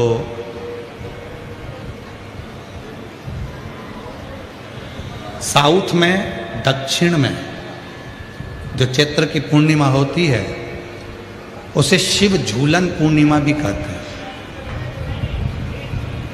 दक्षिण में कल भगवान शंकर को झूले में शिवलिंग को रखकर झुलाया जाता है। कल की जो पूर्णिमा है चैत्र की, उसको शिव झूलन पूर्णिमा भी कहते हैं दक्षिण। कल हनुमान जी की जन्मोत्सव की पूर्णिमा चैत्र। संपूर्ण देशवासियों को, संपूर्ण सनातनियों को श्री हनुमान जी महाराज के प्रागट्य की बहुत बहुत बधाई हो। शिव जी का अंश स्वरूप भगवान श्री हनुमान जी महाराज प्रकट हुए कल चैत्र पूर्णिमा। जैसे बैसाख और ज्येष्ठ 2 महीने ऐसे होते हैं जिन 2 महीने के किसी भी 2 प्रदोष पर यदि अनार का पुष्प शंकर भगवान को समर्पित करा जाता है, भगवान शिव जी को अगर अनार का पुष्प समर्पित करा जाता है तो संपदा की कमी नहीं होती, कभी वैभव की कमी नहीं होती। केवल 2 महीना ऐसा होता है, एक होता है बैसाख का महीना, एक होता है ज्येष्ठ का महीना। ये 2 महीने में कभी भी कोई सी भी 2 प्रदोष, किसी भी 2 प्रदोष को ले लो और उसमें अनार का फूल, जो अनार का फल लगता है उसमें फूल भी लगता है, अनार का यदि पुष्प, एक ही पुष्प यदि शंकर के शिवलिंग को समर्पित करा जाए तो कभी, हम तो यहाँ तक कहेंगे कि कोई बहुत छोटे से छोटा व्यक्ति है, भले हाथ गाड़ी चला रहा है, ठेला गाड़ी चला रहा है, रिक्शा चला रहा है, उसके पास धन नहीं है, बहुत कमज़ोर है, पैसा नहीं है, बहुत तकलीफ में है, बहुत दुखी है, तो हम तो उससे कहेंगे कि या तो बैसाख के महीने में या ज्येष्ठ के महीने में कोई भी 2 प्रदोष को अनार का पुष्प यदि वो समर्पित कर देता है तो निश्चित है उसके घर में वैभव संपदा बढ़ना प्रारंभ हो जाती है, कार्य में उन्नति है। एक पत्र है, अच्छा है,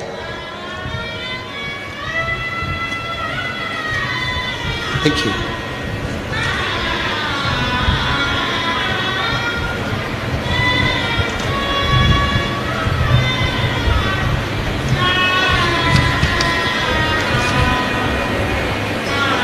मेरा नाम शेष कला साहेब राव, यशवंत पत्ता वालतूर, रेलवे तहसील पुसद, जिला यवतमाल।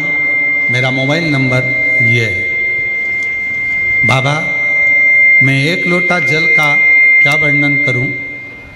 मेरा बेटा वैभव साहेब राव यशवंत 5 साल से सरकारी नौकरी की तैयारी कर रहा था, लेकिन उसका पेपर तो निकल जाता था पर उसका ग्राउंड नहीं निकल रहा था, 1-2 मार्क से रह जाता था। फिर हमें आपकी कथा के बारे में पता चला तो मैं आपको आकोला के कथा में सुनने के लिए पहुंच गई।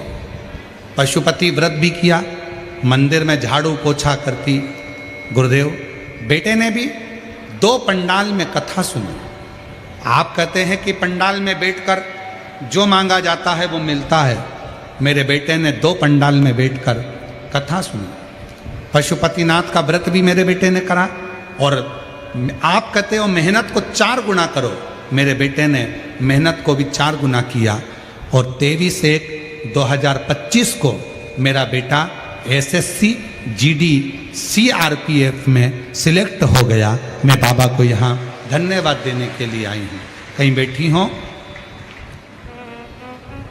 मेरा नाम शेष कला साहेब राव यशवंत, पता बालतूर, रेलवे तहसील पुसद, जिला यवतमाल।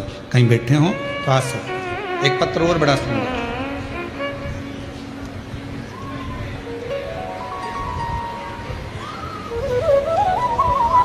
मैं अंत कला शिव शंकर रणखाब लाख तहसील ओढ़ा नागनाथ 8वां ज्योतिर्लिंग जिला हिंगोली महाराष्ट्र की रहने वाली हैं। कहीं बैठी हो तो आ सकती हैं। गुरुदेव, शादी को 10 साल पूरे हो गए थे पर संतान का सुख नहीं। हर जगह दिखा दिखा कर हार गए तो भी संतान का सुख नहीं आया। गुरुजी, बाबा की कृपा से 2022 में शिव की कथा श्रवण कर कर सीहोर कुबरेश्वर धाम जाकर कंकर शंकर का पूजन किया और आपकी कथा हिंगोली, परभणी, आकोला में सुनी और बाबा की कृपा से मेरा गर्भ ठहर गया। गर्भ ठहर गया पर 4 महीने का गर्भ होने पर डॉक्टर को दिखाया तो कहा कि इसकी धड़कन नहीं आई है। डॉक्टर ने कहा इसको निकाल दीजिए, परंतु कैसे? बड़ी मुश्किल से तो शिव ने दिया था। हम हैदराबाद चले गए, और वहाँ पर भी इलाज करवाया, पर किसी कारणवश संतान के सुख में कुछ तकलीफ आई। बाबा ने फिर वापिस ऐसी कृपा कर दी कि उसी बच्चे को जो गर्भस्थ रखा, उसी बच्चे को बाबा ने धड़कन देकर पुनः जीवित किया। मैं बाबा को धन्यवाद देने के लिए आई हूँ। इतना संघर्ष किया है गुरुदेव, और बाबा की कृपा से आज शिव जी की कृपा से मेरा बच्चा पूर्ण तरह से स्वस्थ है, जो 10 साल बाद मुझे बाबा ने दिया है। कहीं बैठे हों तो आ सकते हैं। एक पत्र और बड़ा सुंदर है। गुरुदेव,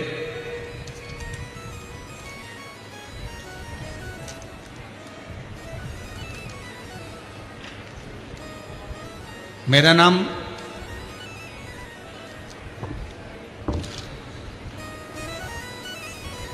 नाम आकाश दिलीप नलगे, उम्र 25 साल।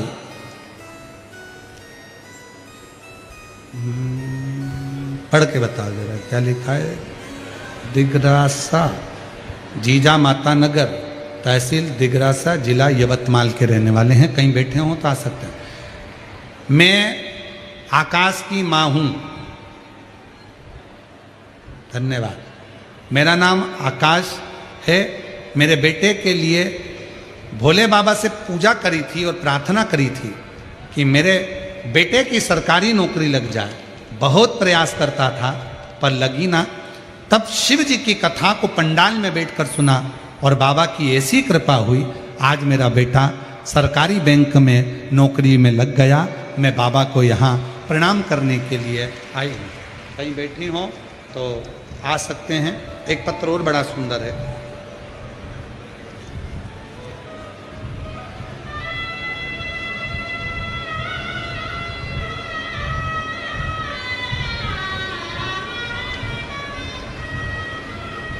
दीपाली ज्ञानेश्वर खंडबे रहने वाले सावंगी खुर्द दिग्रस जिला यवतमाल महाराष्ट्र की रहने वाली हूँ। मेरी छाती में एक गठान हो गई, 3 गठान हो गई थी। उस गठान को डॉक्टर ने निकाला और उसको लैब में भेजा। तब डॉक्टर बोले कि आपको कैंसर है और वो भी 4 का है। मैं घबरा गई। छाती को निकाला गया, सारा इलाज चला, पर डॉक्टर ने कहा कि ये कैंसर तो पूरे शरीर में फैल चुका। डॉक्टर ने जब जवाब दिया, तब किसी के कहने पर शंकर के मंदिर में भेजती, जल मंगवाती, उसको पीती और शरीर पर लगाती। डॉक्टर ने तो थोड़ा सा समय दिया था गुरुदेव, 2023 डॉक्टर ने थोड़ा सा समय दिया था, कुछ महीने। पर आज बाबा की कृपा से 2026 में भी अगर बैठी हूँ तो शिव की कृपा से जीवित बैठी हूँ। शंकर ने मुझे संभाल लिया। मैं शिव को नमन करती हूँ, प्रणाम करती हूँ। ये शिव तत्व, ये शंकर। कहीं बैठे हों तो आ सकते हैं। और जो जैसी भावना लाया वो वैसा ही कर पाया, नहीं खाली उसे लौटाया, वो मन ही मन हर्षाया। सब बोलेंगे, कर दिया माला माल काशी वाले, लुटा दिया भंडार काशी वाले, लुटा दिया भंडार काशी वाले, कर दिया माला काशी वाले। शिव कथा कह रही है। विक्रांत अपने पुत्र को लेने के लिए, अपने बेटे को विक्रांत चित्र को लेकर आता है। जो बालक जातहरणी ने उठाकर विक्रांत के घर पर रख दिया था, उस बालक को विक्रांत ने हाथ जोड़कर नमन कर, उसका आदर कर, सत्कार कर, उसको निवेदन कर, उसका घर पर वो बालक करता नहीं, जिसका नाम आनंद है। आनंद तुम अपने माँ बरबरनी के पास, अपने पिता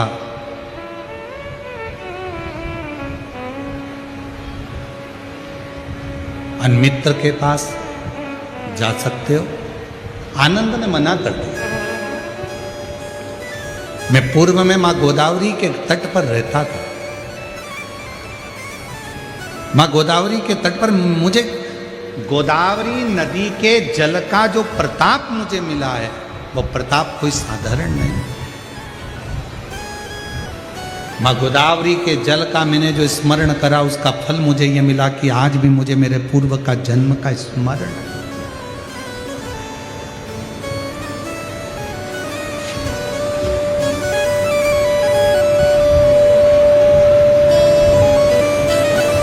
मेरे पूर्व के जन्म का मुझे आज भी स्मरण है। और मैं पुनः वापिस अपनी मां बरबरनी के पास में, अपने पिता अनमित्र के पास में नहीं जाऊंगा। अब मैं सीधे वन में जाऊंगा। और वही आनंद महाकाल वन में पहुंच गया। तप में डूब गया, साधना में डूब गया।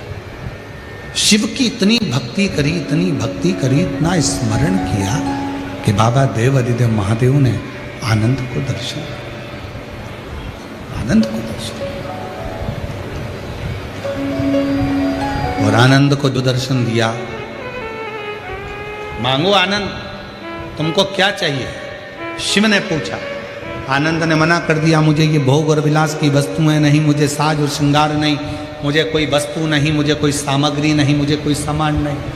अगर देना चाहते हो तो आप जो आज मुझे दर्शन देने के लिए यहाँ आए हो, इसी स्वरूप में यहीं पर आप रह जाओ। भगवान शंकर एक शिवलिंग की आकृति में वहाँ विराजमान हो गए और शिव जी ने अपना खुद का नाम आनंदेश्वर महादेव रख दिया। आनंदेश्वर।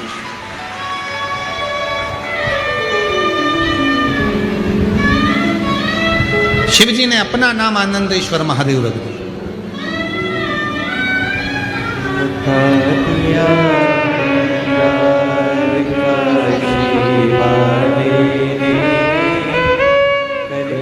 शंभू 10 वर्ष के बाद हुआ है। एक बार जोरदार ताली। प्रणाम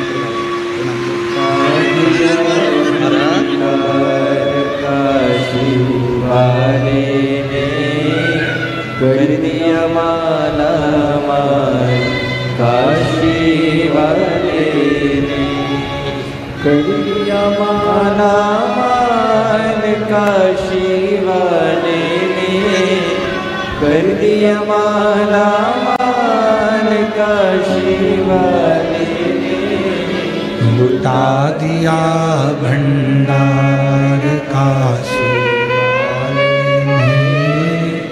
कर दिया माला काशी वाले ने। शिव जी आनंदेश्वर महादेव के रूप में विराजमान, शंकर आनंदेश्वर महाराज। आज भी शिव महापुराण की कथा वर्णन करती है।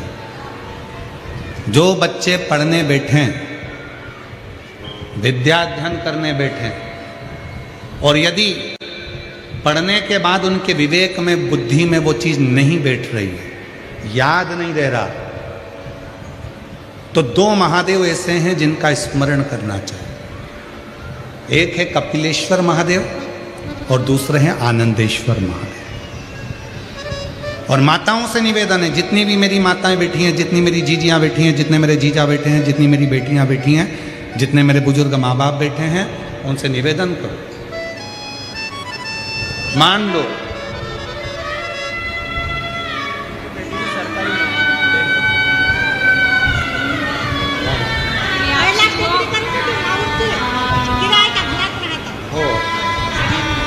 अब हो गया, खुद का बन गया। अब हो गया, एक बैठो। बेटे का सरकारी नौकरी लगा है, एक बार जोरदार ताली बजाकर स्वागत करें। स्मरण रहे,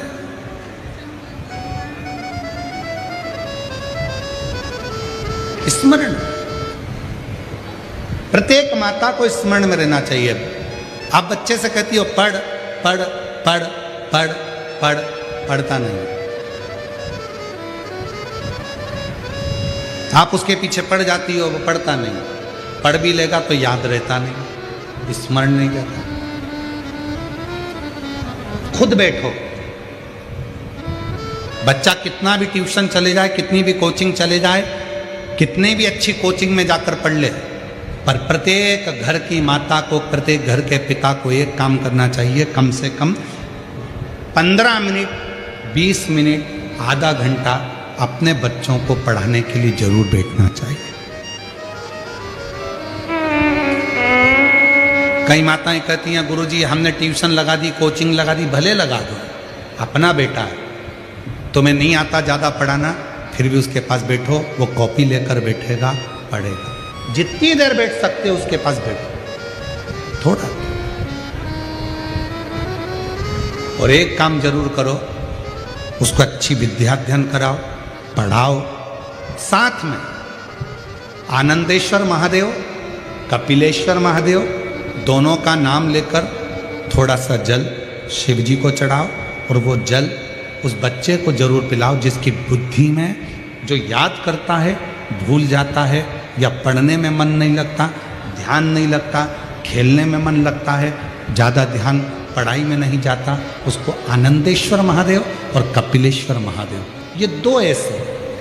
आनंदेश्वर महादेव, आनंद वो बालक जो जन्म लेते से ही अपनी माता को ज्ञान देते हैं, और कपिलेश्वर महादेव, कपिल मुनि, वो जो जन्म लेते से ही अपनी माता देवहूति को ज्ञान देते हैं। ये दो विद्वत्ता के विषय, विद्वत्ता की दोनों। कौन कौन से महादेव हैं? पहले जम के बोलो, आनंदेश्वर महादेव। दूसरे कपिलेश्वर, आनंदेश्वर और कपिलेश्वर।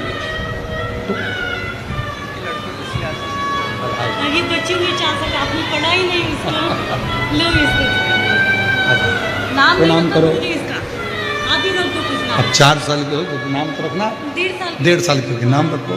शंभु, प्रणाम कर, प्रणाम कर, नमन कर, शंभु। 4 साल के बाद हुई है, एक बार जोरदार ताली बजा। शंभु। बेटे का सरकारी जॉब लगा है, बहुत बहुत साधुवाद, बधाई, खुशियों मनाओ। तो लग गया जॉब है।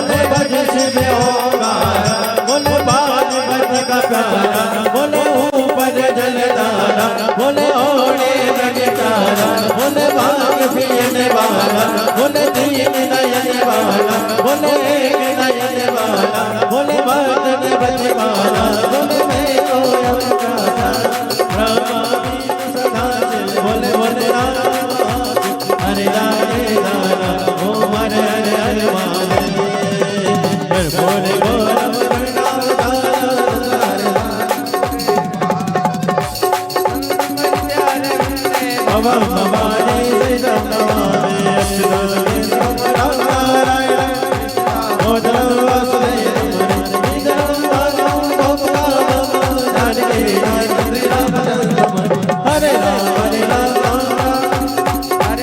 हरे कृष्ण कृष्ण कृष्ण हरे हरे हरे राम हरे हरे हरे कृष्ण कृष्ण कृष्ण हरे हरे कृष्ण भगवान की जय कृष्णदेव की जय हरि ओम ओम जद्रहेन जद्रमय जम तदेवास्तानि धर्माणि प्रथमान्य सन्नाते हनाकं महिमानः सचं तजत्र पूर्वे साध्याः सन्ति देवाः हरि ओम एकदन्ताय विद्महे वक्रतुण्डाय धीमहि तन्नो श्रीदन्ति